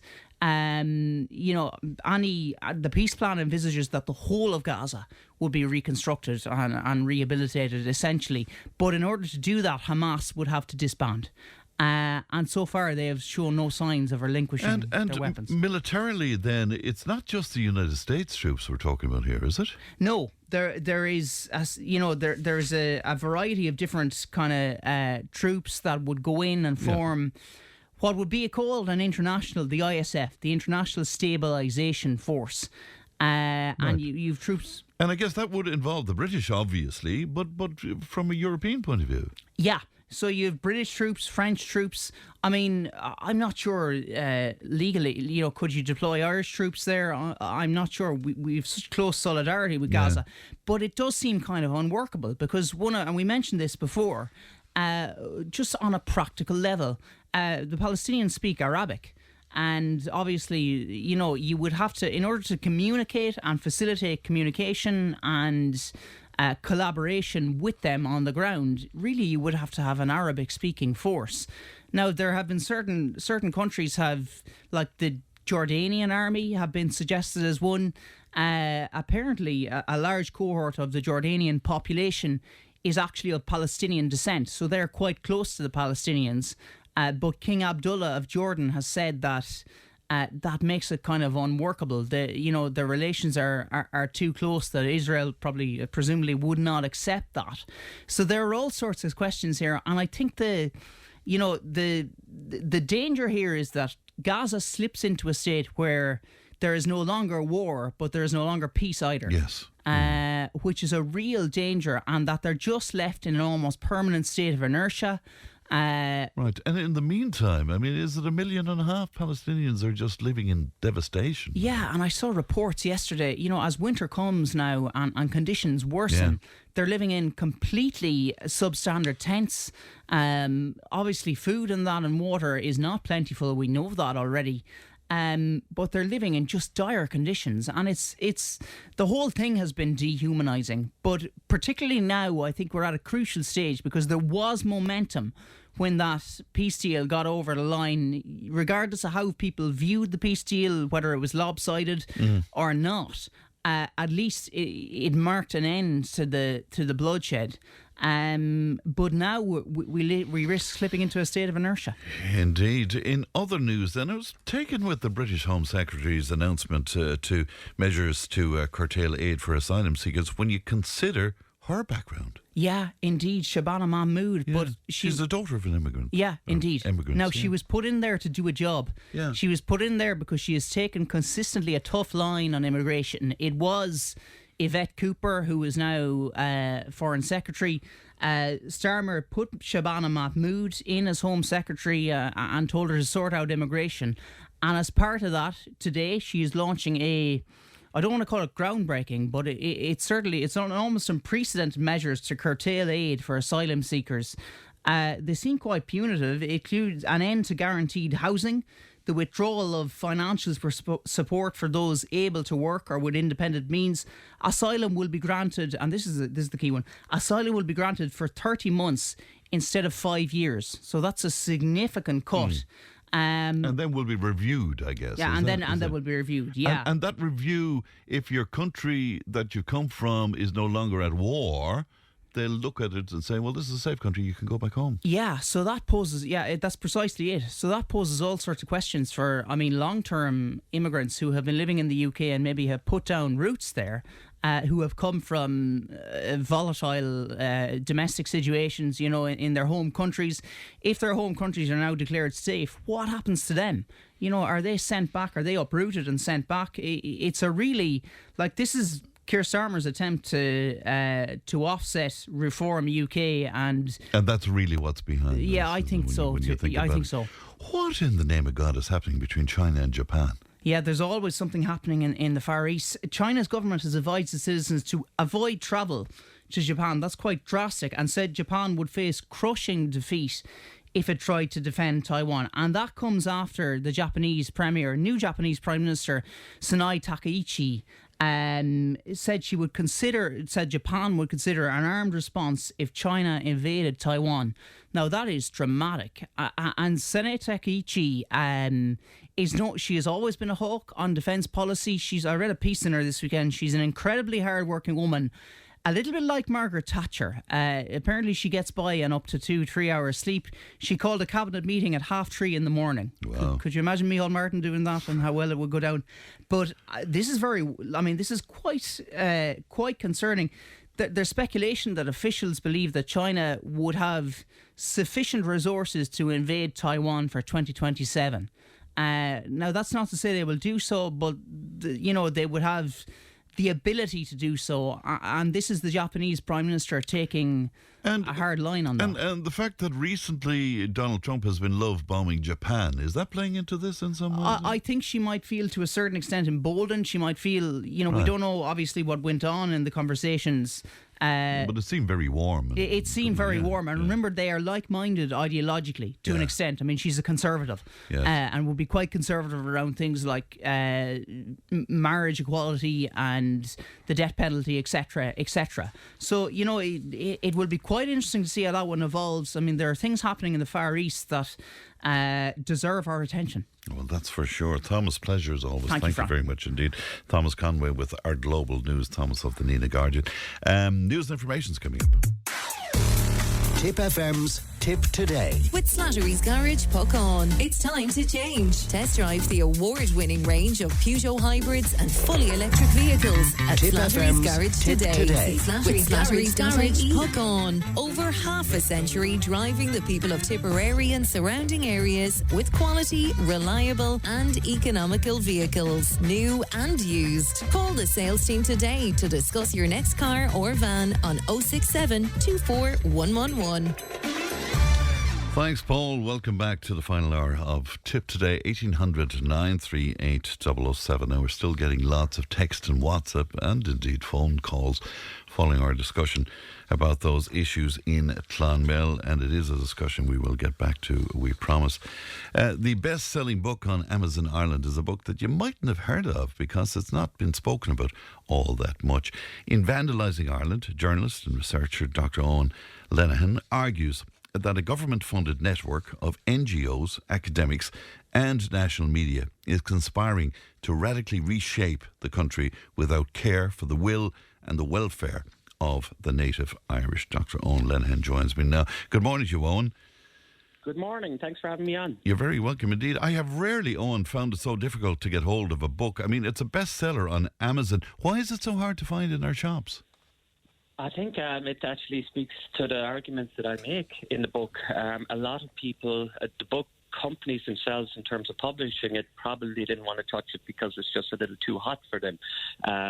There would be fear of maybe genuine fears, maybe they might get into legal trouble, I suppose, but also I think they just don't want to rock the boat because it is quite government critical, and many of the book publishers are heavily reliant on arts funding and so on, which is why we see mainly safe publications lately, a lot of celebrity or sports biographies. That's why you can pick them up very easily, but not much that's actually trying to lead a conversation on the direction of the nation. The bookshop that I eventually got the book in, it wasn't in fact on display. They had to go and get it for me, which I also found kind of interesting. Most of us would agree, Owen, that Ireland has changed dramatically in the last 5 or 6 years, but you're tracing the metamorphosis back much further than that. Yes, I think we get caught up in cycles of lurching from problem to problem to problem, and we think that maybe nice words, as is happening this week, where one side is calling the other side far right now because they're leaning into supposedly anti-immigration language. We get caught up in the marionette show, but actually it's much more serious than that. The cracks and the fault lines here are very serious, and they go back to the founding of the state. Just very quickly, I would say that from 1932 on, when De Valera pursued a very inward-looking economy, Ireland became a quasi-socialist state where we became very heavily dependent on government handouts. And after the collapse of that economy, there was this massive lurch away from that model. Now, we were still hooked on those. We still had the kind of handout mentality in a way. Nothing gets done without the government, let's say. But from the 1950s on, 1958, we go headlong into the EU and foreign direct investment model, and all government parties, so Fianna Fáil, Fine Gael and Sinn Féin, all heavily weigh in behind that. And so that's why we have something of a crippled democracy, is because as much as we like to talk about issues, if we say have an issue with mass migration, for example, well, there's not much we can do about it if we don't accept that the underlying economic model that all government parties are committed to, the foreign direct investment model, is predicated on mass immigration. So the issues that we have are systemic and deep. And then the other plank of that, of course, I would say, is that the major social upheaval that we're seeing at this time, and that's unfortunately the voice of people we see mainly on social media who are angry, who are crying out about things like, say, the sexualization of school curricula and stuff like that. Well, that's I trace back in the book to the collapse of the church's influence in the NGO sector at the start of the 2000s. You see, essentially, from the start of the state, Fianna Fáil and Fine Gael both outsourced education and social work to the to the church. And with their dramatic collapse in scandal at the start of the millennium, what came in their place was a plethora of new NGOs. Now, some of these NGOs do terrific work, we all know that, but, ones that are involved in community work, sure. GA and so on. I'm talking about these ones mainly post-2000, 2004, involved in migration. These are heavily steeped in social justice theory, which is imported from the US and was heavily divisive there in the US and is at the root of much of the social cohesion problems we see there. And that is now the de facto a prevailing theory of education in most of our universities. And via the NGO systems and the university, we're seeing this massive influence on government policy that was never there before. And that's why things, even though we mightn't be able to articulate it, we know things are changing radically. We might want to say, I don't agree with that, but it's very difficult when we lurch from story to story to story, scandal to scandal, to actually figure out what's going on here. So I've tried to get to the roots of all of this in the book. Yeah, it's interesting. I'm sure you're across the article by John Collison as well, where he spoke quite openly about the influence of the NGOs and indeed the regulation post-Haughey era. So initially all of these, many of these organisations were set up so that, any form of difficulty and any form of criminality within government would be dispersed in some way. Right. But now it's gained a whole other life of its own, where you wonder how much power the government itself has in terms of making decisions. Well, this is a very, very important point. And fair dues to him for starting that conversation as well. I wouldn't agree with him on everything, because my fear when we start talking about deregulation is that we're simply deregulating to build infinitely more houses, to bring infinitely more people in, to put the FDI economy on steroids, instead of dealing with the root problem, which is that a lot of people are afraid of the cultural erosion, the erosion of our identity, and the inability to assimilate masses of individuals, where, we never had a problem assimilating migrants in the past from up through the 90s or whatever, because immigration was rare. Yes. And it was usually for marriage or whatever, so it's easy to integrate. But to your point, Charlie Flanagan, when he left government last year, he gave he gave an interview to the Irish Times, which should have really made the nation come to a screeching halt and have serious questions. What he said was, if he was a middle-ranking official at an NGO, he would have had more influence on government policy than he did as a government backbencher. Wow. Now, that's a profound statement on how crippled our democracy actually is.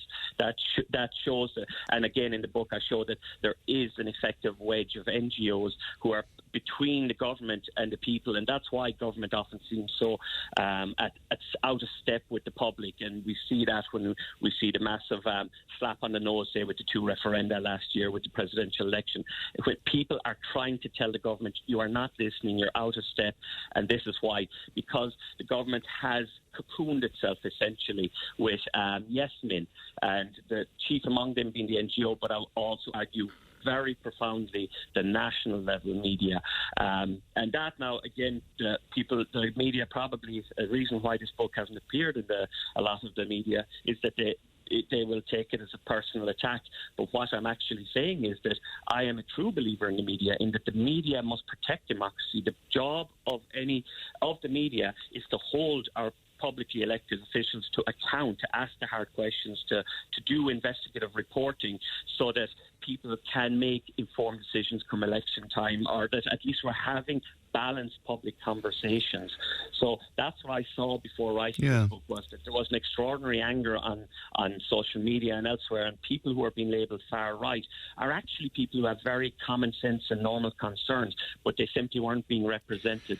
Now, in the book, I say that isn't out of malice. I actually say that, again, this goes back to that 1932 getting hooked on socialism as such, that the problem very much is that we're such a small country that ideas, first of all, can take root very quickly.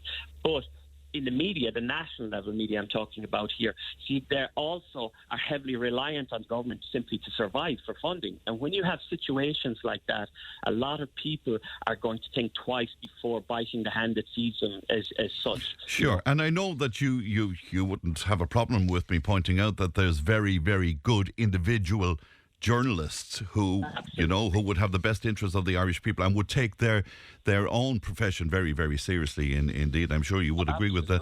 I spoke to many of them behind the scenes, and that's why I was. Yes. I think the reaction too has been very strong here. Is that it rings true to a lot of journalists who've read this, and that many reached out to me in the course of this, that they do feel that they agree with a lot of what I'm saying, but they feel that the newsroom culture just simply doesn't allow it to speak their mind. Many interesting questions in the book, Owen. One that strikes me, though, is a question that you pose. What does it mean to be Irish? And you argue that we might struggle to give a coherent answer to that now. Will you just tease that out for me?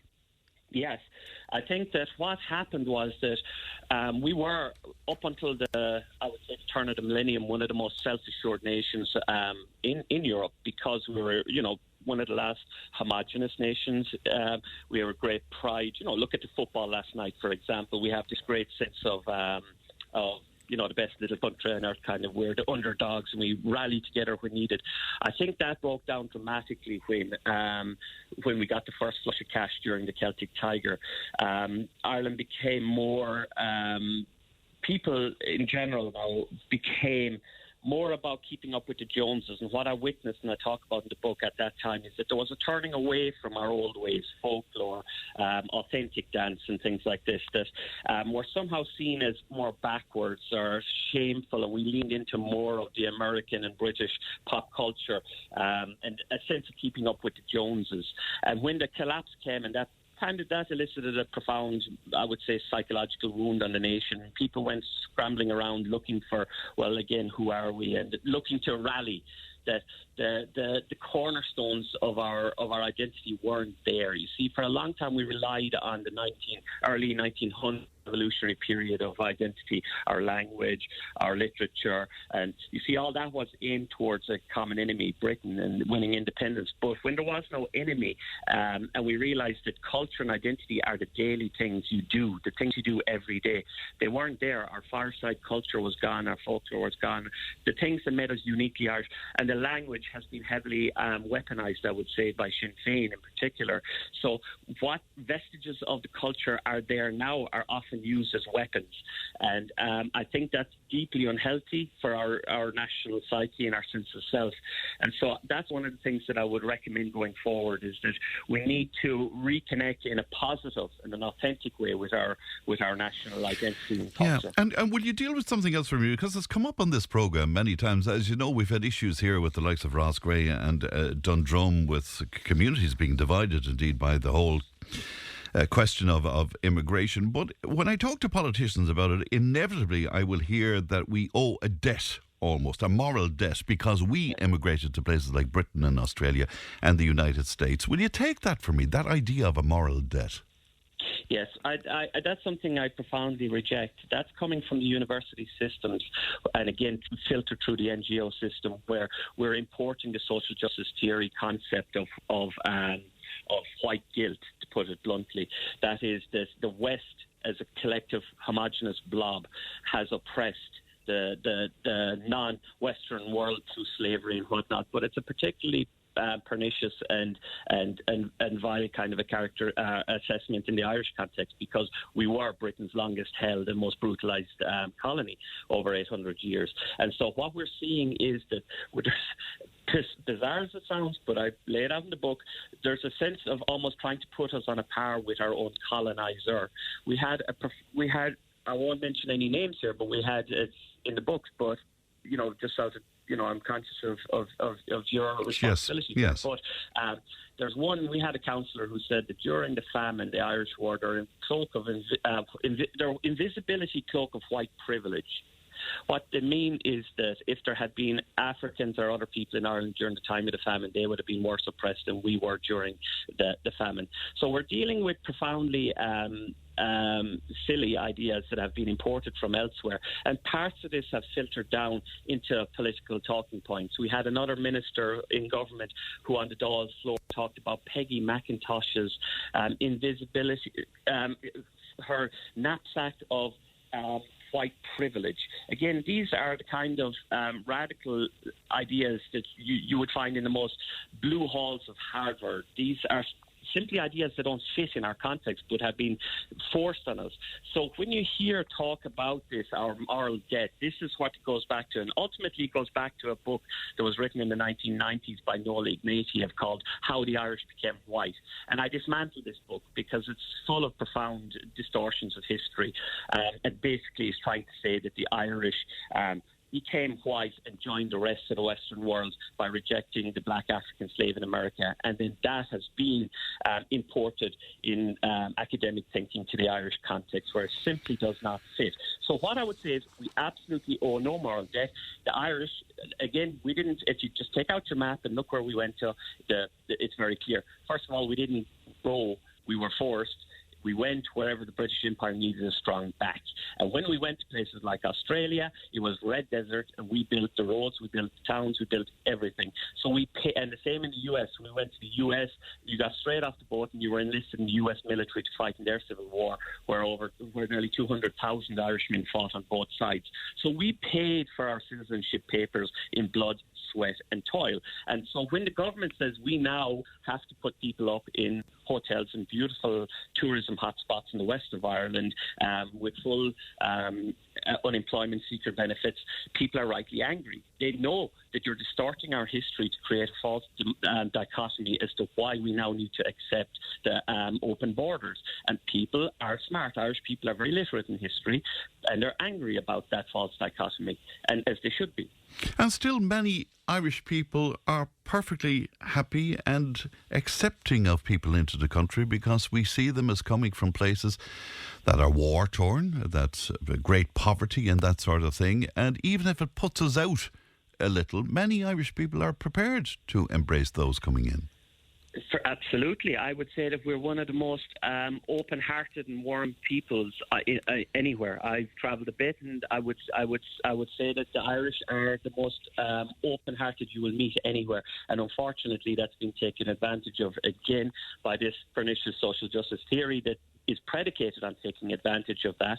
But also, if I can just give the example in County Clare. So when, say, for example, when the war in Ukraine kicked off in 2022 and 100,000 Ukrainians came to this country, you heard very few people complain about that. In fact, most people were very happy. They were, let's do it. Let's help these poor people out. Yeah. And so there was no complaint, but equally there was no need to resort to guilting people about their past. Irish people simply saw a problem, said that's a clear issue there's clearly a war, let's help those people out. But what happened was that as these people were put up in hotels across the country, people said, yeah, we're going to support you until it's safe for you to go back. But what they found very quickly, and this came to a head in McGowan House in County Clare in 2022-23, was that they found that as Ukrainians started to be cycled out of these hotels, while African and Arab men started to be cycled in.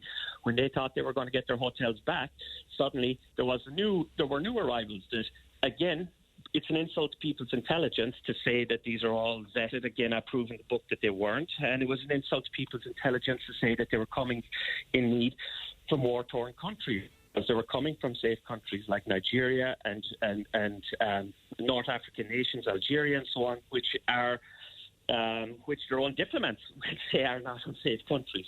So what happened was that very quickly the tide turned and there was a sleight of hand where genuine refugees in the eyes of the Irish public were then replaced by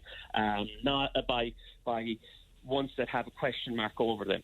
And when people complained, as in the case of Magana House, where they blocked the entrance to a bus of 30 individuals coming in, Leo Varadkar, who was in Reykjavik at the time, he intimated that there was racism at play, and also that's where he started his famous what would become the tagline of the next 5 years, up until the present, which was nobody has a veto over who comes into the community, and of course there was no consultation process. The buses come when they come. So this has been the final straw, really, in my book, which shows that that the government were going to push through this agenda, and when you push people, and of course nobody is going to celebrate an iPass centre being attacked or anything like that. But the problem is, again, the government are so out of touch that they don't understand that if you push people's back to the wall, take away their democratic right to protest, what happens is that when democracy is removed from the equation, anarchy rules, cause and effect. Can I just take you to the very final part of your book, this notion of a cultural revival, Owen? And is the danger here, I mean, those who might oppose what you're saying would say, you want to drag us back to De Valera's idea of the Ireland that we dreamed of, the comely maidens and all of that kind of thing. No, that's. I think that I lay out in the final chapter a two-pronged approach. First of all, we need to establish a conservative, populist right, whatever you want to call it, movement, because we've never had it. It's essential from a democratic process that we have a dedicated right-wing party that can have the influence of Fianna Fáil and Fine Gael that Sinn Féin have had over the past 10 years, which is that Sinn Féin have been silent partners to Fianna Fáil and Fine Gael, that they've managed to pull them left. So Fianna Fáil and Fine Gael and Sinn Féin have voted the same on every policy over the past decade, from surrogacy to abortion to you name it. So what you need is, whether you, if you're a Democrat, whether you agree with them or not, you need to have the counterbalance on the right, just so that we can have these somebody there who can have a discussion about... And just for a listener, you're talking about a legitimate right-wing party as opposed to a far-right party or something. You're talking about a legitimate right-wing party. Okay. Well, I talk about that in the book. What I state in the book is that if you look at the case of Maria Steen, who was, her supporters would say were locked out of this election this time around, that why that's so very dangerous is that Maria Steen is a very typical conservative Catholic. That, you know, there's a lot of people in the country who are like her.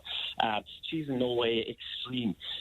But there are elements of extremism that are percolating there on the right. And if you shut down the conversation to this very mild centre-right party, well then of course that benefits the far right, just as when you have no veto, no consultation policy. If you shut down democratic roots to people, you're going to end up with extremism. It's just basically political theory. Am I confident to answer your question?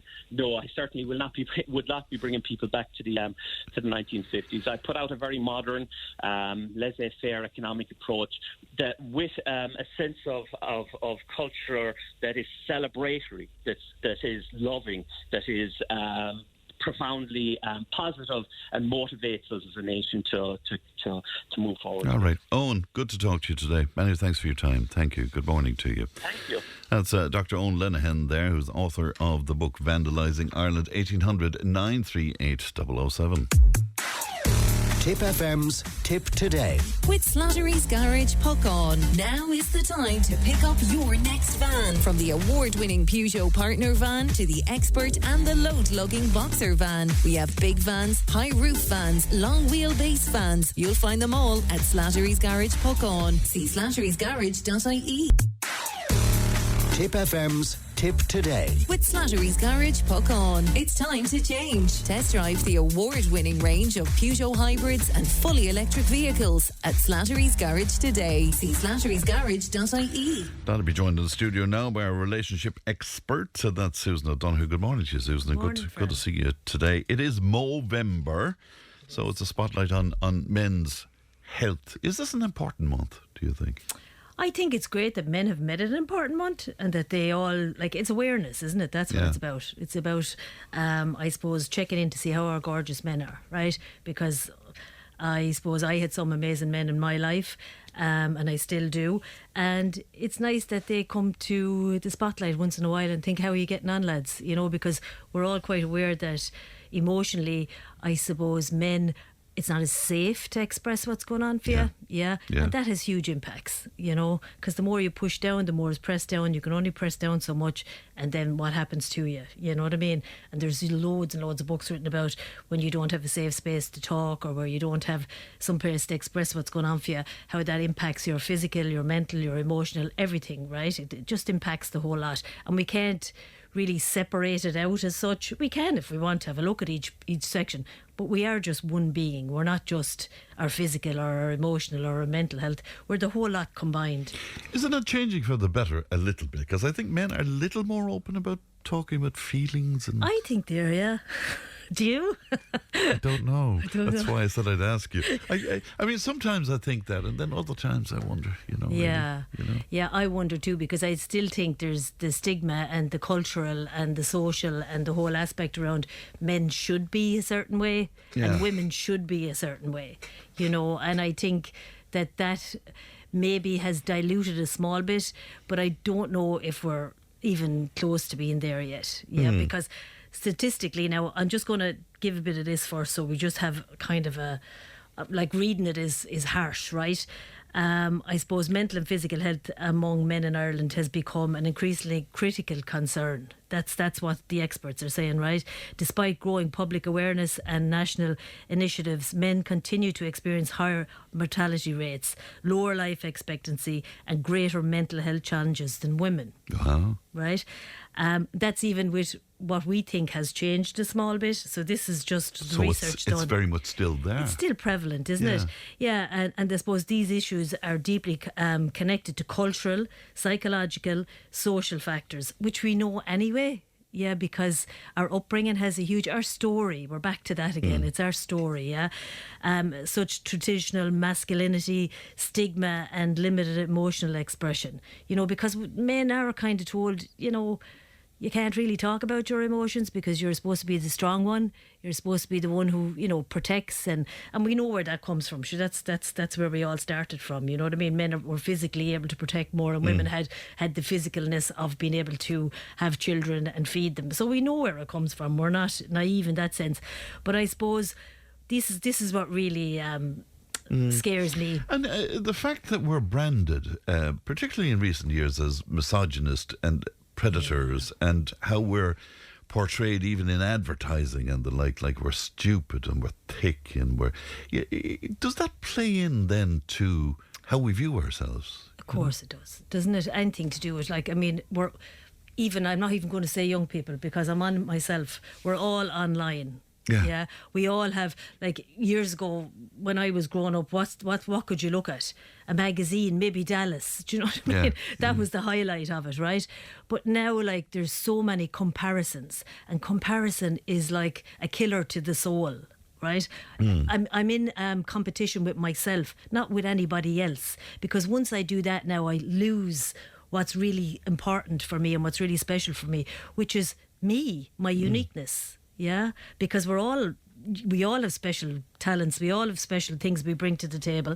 But if they're dumbed down, or if I'm told I can't use them, or if I'm told dilute them, they're upsetting for people, or that you're supposed to be this way, like, we lose that sense of ourselves then, which is horrendous for a person. I think that comparison thing is the most hurtful thing to do to somebody. And that's right across the board. It's right across the board. I mean, I just ask, even, you know, listeners, just even think about when you were small, the comparison. You know, it was so hurtful. Yes, you know, even to go to school and someone say to you, "Oh, your brother or your sister were here," and they were so smart. They were so smart. They don't even have to say you're not, but it's nearly implied, isn't it?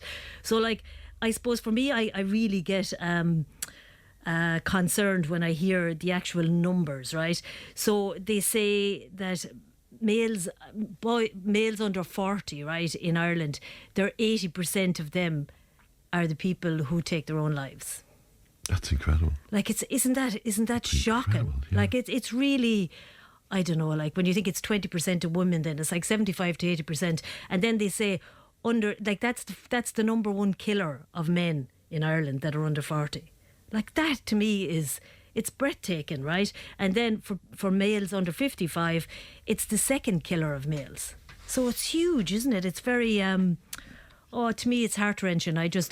I would love to be able to provide that safety and that space where men can explore how it is for them, how it was for them in their story, how that's impacted them now, and what they need to do around it, to find a bit of peace and resolution. The author I was speaking to just before you came in, part of his book, and I didn't get to discuss this with him because there was so much in it, but we were ranked as the third wealthiest country in the world in 2024, huge budget surplus indeed, and yet Irish people didn't feel rich. And in the happiness stakes, we were happier around the time of the bust, can you imagine? Yeah. Because 61% of Irish people are planning or wishing to emigrate, the highest figure of all EU nations. I mean, where's it all gone wrong, I think that we're so used to leaving Ireland. Yeah, I left it myself. Do you know what I mean? Yeah. It was just par for the course. You knew that when you got to a certain age that was your option. I was hopeful for a while in the noughties, I suppose, that when we were coming on to 2000 and stuff, that people were leaving because they chose to leave. But it's kind of gone back. It seems like we're gone back again to we kind of have to leave. It's necessary for us to leave. Because we can't get a house. Like I have, my lads now, it's 18 to 25. So that's what they're facing into now. Is like, how do you buy a home in this country? How do you get a sense of security in this country? How do you feel like you have a sense of belonging here? Because no matter what college course you do, no matter what trade you take on, no matter what, you still have to still have to have somewhere to live. And you don't want to live with your mother and father all your life, do you? I don't think that's, what I mean, healthy or, good for you. So I think it's huge pressure, I think when I left in the 80s, you probably could have swung a house somewhere. You'd have got it, you know what I mean? Sure. It wasn't that sense of I can't even get a house, a place to live, and I think, I heard you talking about so much today, Fran. Like, I was only in and out, but I was listening when I was in and out, and there was like the underneath in Clonmel there about the drugs. The video of the intravenous drug taking. Yeah. Like, my heart goes out to these poor people because they have a story too. Now, that doesn't excuse their behaviour if they are aggressive. No, it doesn't. But in fact, I made that point this morning that, it's terrible what's happening. But the sheer human thing of your man needing to have another guy help him shoot up on the main street in Clonmel. And it's so normalised. And where is that coming from? And as you'd say, what is that story behind that? And like I was even listening, about like lack of police, like lack of Gardaí and stuff like that. And I think we got one, didn't we, from Templemore? Yeah. There was something like that. Like, it's just like, what do we need to do? We need a conscious government that's able to look at all this and think, you know what? It's problem solving, isn't it? It's not rocket science, is it? We're wealthy, Are we? Well, we might be in money, but we're not. Like corporation tax and all that money that's coming into us and the like, but it's not filtering. Yeah, but the thing about it is when there's a lot of money around, right? Yeah. When people are struggling, when everybody's on the same par. Not everybody, but almost everybody is. Then the competition goes out of it a bit, doesn't it? So that comparison thing is gone. Yes. We're not worried about what next door has because we're struggling just to keep this door, you know what I mean, going. That's interesting. Yeah, that's isn't very it? interesting because our grandparents was back in our day, sure, we had nothing, but we were all happy. Yeah, because and we went all down to had your nothing. man. Yeah, and for turkey, you had for Christmas for the turkey, which is a big thing now apparently because now we're all panicking we won't have a turkey. Yeah. Don't bother me, I'll get over it. But I mean, the lad down the road, I know my grandmother raised turkeys. Yes. And she raised them for everybody around her. And then they'd give her whatever, a lamb or a pig or whatever it was, or a bag of spuds or whatever it was. That was the way it was done. So there wasn't really that sense of, oh, your house is bigger than mine or your car is better than mine. Or, I think that, I know that I went off to America in the 80s, came back in the 90s and we had showers and we had heating, which shocked the life out of me because it was a bat before that. Yes. So like things changed rapidly in a couple of years in my head because I wasn't here. And I think that's what happened. We kind of are trying to catch up with ourselves in the sense of there is money here, right? But what are we using it for? Like, how are people, are they being held with compassion and kindness? And we are an amazing country for that, aren't we? Like, well, I think so. When you saw COVID and you saw, people calling into people, and you saw people like trying to, tell people that they were there for them through videos and whatever. Like, we're the most compassionate country in the world when it comes to that. And we do it well. But we also have a sense of getting above yourself there. Yeah. Do you know what I mean? Take you down a few pegs now. And we do that so bloody well, don't we? Brilliantly also. Yeah. And I know we're kind of have to go off topic, but it doesn't matter because this is where we're at.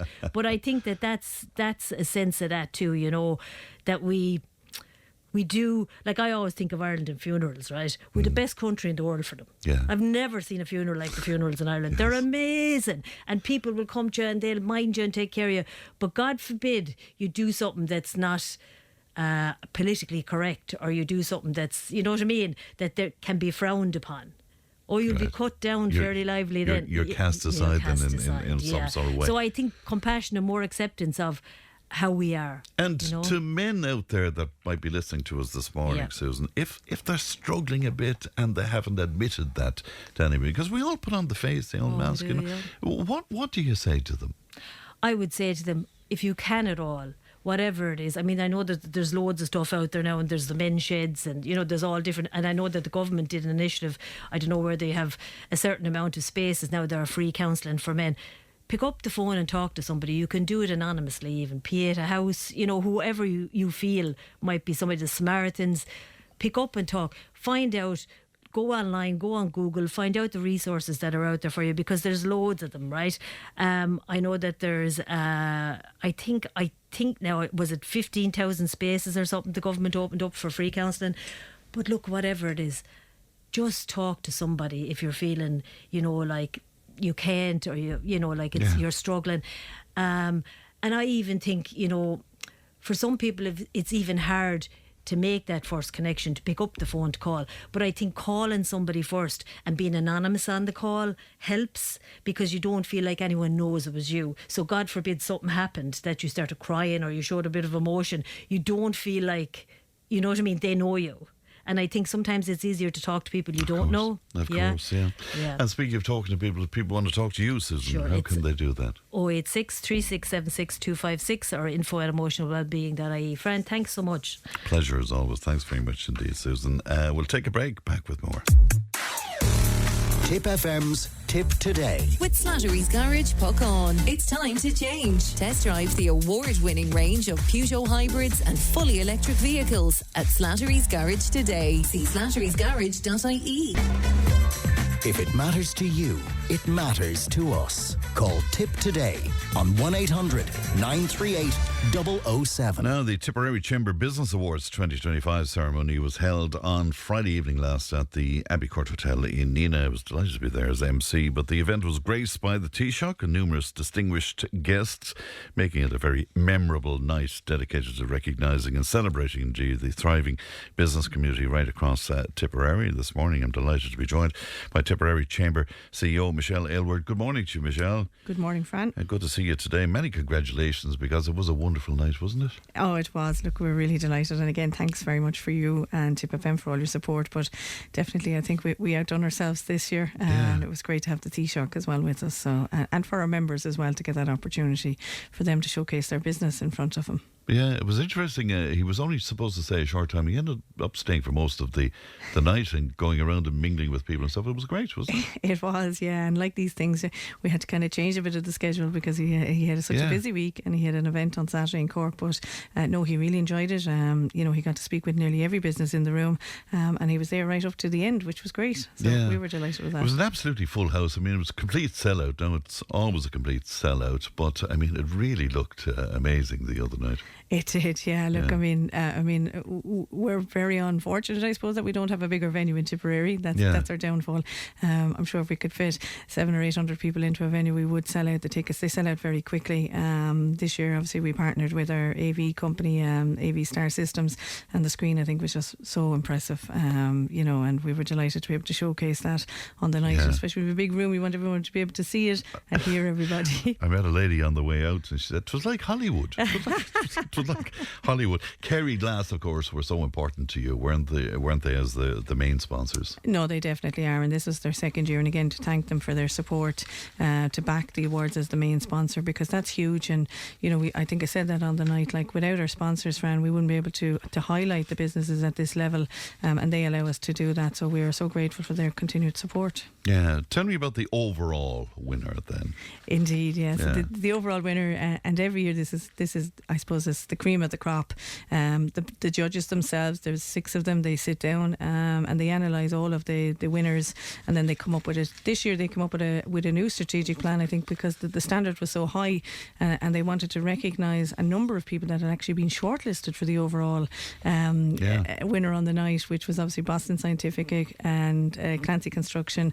And then they concluded then on a company from Nina, which we were delighted, because I think they really shine a light on the future of Tipperary, which was Swag Hut. And it's great then when you see their reactions on the evening as well. So it was absolutely amazing for them as well. Let's go to Tom Ryan of Swag Hut, who I know is waiting for us. Good morning to you, Tom. Morning, Fran. How are you? I'm very well indeed. More importantly, how are you, Tom? Because I presume it was a late one for you and all of the team. Many congratulations to you. Thank you very much. We're absolutely delighted.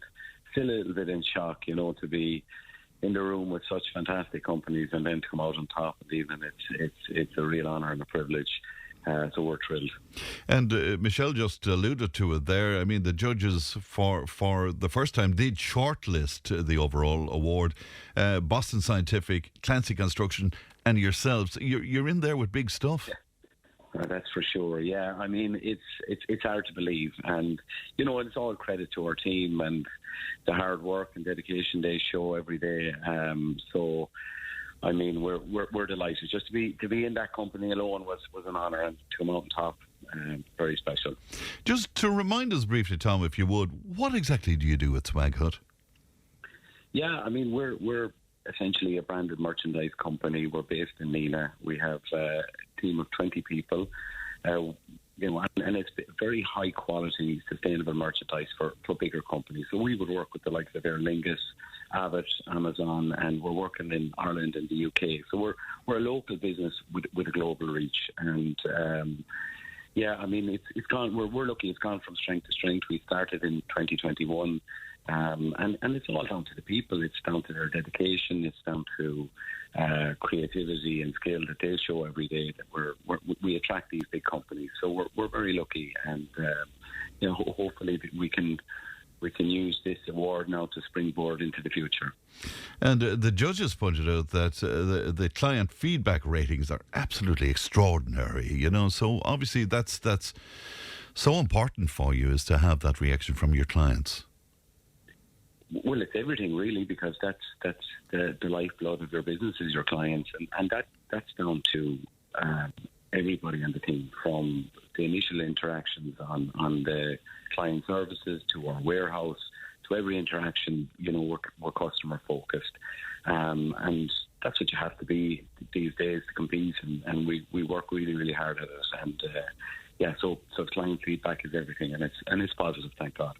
And you're saying the possibility of using this as a springboard into the future. Can you give us any indication where Swag Hut is going over the next few years, Tom? Well, look, we're very ambitious as a company. We've grown very well over the past few years, and and we're attracting the bigger clients at the moment, which is great, and it gives us an opportunity to export, and that's our ambition really, is to continue to grow, to continue to recruit locally, and keep driving on. But we're very humble, and we work hard every day, and we take nothing for granted, and we know nothing is guaranteed, but we'll keep at it. Well, we wish you many, many congratulations, Tom, to you and your team, and thanks for coming on with us this morning. Thank you. And that's Tom Ryan there of Swag Hut. It's great to see. Business started off from humble beginnings in Nina, and then you see this happening. It's great. It's so much part of what you do, I suppose, Michelle, isn't it? You know. Yeah, look, and it is, and it's incredible when you see the team there in Nina. As I said, you know, like a lot of people weren't aware of them. I think they'll certainly get a lot of business from the awards themselves. But you know, it's just phenomenal, I think, because they are the future of Tipperary enterprise. You know, they've really invested in their staff, you know, and I said that as well on Friday night. It's like when you invest in your staff, you invest in the future, and that's what they've done. And they recruit very locally, and they've got an international reach, which is phenomenal, and they've only got a team of 20, which is amazing to be able to see. Isn't it incredible? It indeed. is. The opportunity of the night, of course, I mean, it's a night of celebration and all of that, but the networking that went on there, I was just having a look at it. Now, it was all very subtle and stuff, but I mean, the networking opportunity is huge, isn't it? It is. It's phenomenal because, again, you get to meet so many different people. You get to introduce yourself, your brand, who you are, people that you would never meet. And I often say that as well at the Business Awards, even though we have so many members around the whole county, but that's the night when the who's who comes into the room. And that's when all the business is done, and they all follow up with each other, and, you know, amazing deals are done on the night, and connections and partnerships that last forever. We've got some amazing stories, even just over this morning when I came into the office, in terms of people doing business, and which is great, you know, and it lives on. Aidan O'Brien, of course, getting the presidential award. He's such a dote of a man, isn't he? Such a humble, such decent man. You know. Really nice, and you know, for a man that has such a presence internationally, you know, and he's quite shy. You know, he didn't really want to speak at all. Like, you know, he was just, but he was really humble to receive the award. And I think, you know, a lot of people don't even understand the impact of what they do out there in Ballydial. I know recently we had some of our members, we took them on a tour of it, because you pass the gates every day, and we don't realise the impact that it has on the Tipperary economy, which is phenomenal. So we were delighted to have him and his wife join us on the night, and I know they really enjoyed it as well. So we're looking forward to that celebration. Your own team are wonderful. I don't know what I'd do without Trish every single year, because she's marvellous. But I mean, your own team work extremely hard. No, they do, Fran. Look, we're a very small team. We're a team of 5, and in fairness, look, the girls, they put absolutely everything into it, and I think it's more because they believe in what we have to offer the businesses, and every day we try to tell people the services that we do have available to tap into us, and we're the voice of the business, and we can connect them with people, and I am very, very lucky. You know, I would be lost without my team, I can tell you. You know, not just for the running around, but the work that they do in the background is phenomenal. Will you get a plug in for the Love Tipperary card? Oh, definitely, yes. And I must say, like, our sales after Friday night have jumped. Right, brilliant. Yeah, which is great. So our target this year is 1 million in sales, which we are really hopeful to get. So again, look, the Love Tipperary card, it's a 0% commission card. It's the only card that we're asking people to buy this year for Christmas, especially if you're based in Tipperary. Buy it for your staff. Take advantage of the tax incentive, which is the €1,500, and it can be used anywhere over Tipperary, as I said, you know, from buying drinks at the bar to getting your tyres done, your hairdressers. You can get in all of the major supermarkets and everything like that. So there isn't a service that you can't use the card with, and it helps us to create footfall in our towns, because you can't shop online. You go into the shops and use it, and we're supporting jobs and our local economy. So if you're buying a gift card or a card for anybody this Christmas, very good. And if there are businesses listening to us who you might be trying to gift your employees or whatever, it's a good opportunity to do that as well, isn't it? You know, I know you're only coming down after the weekend, but 2026, what are you looking forward to, Michelle?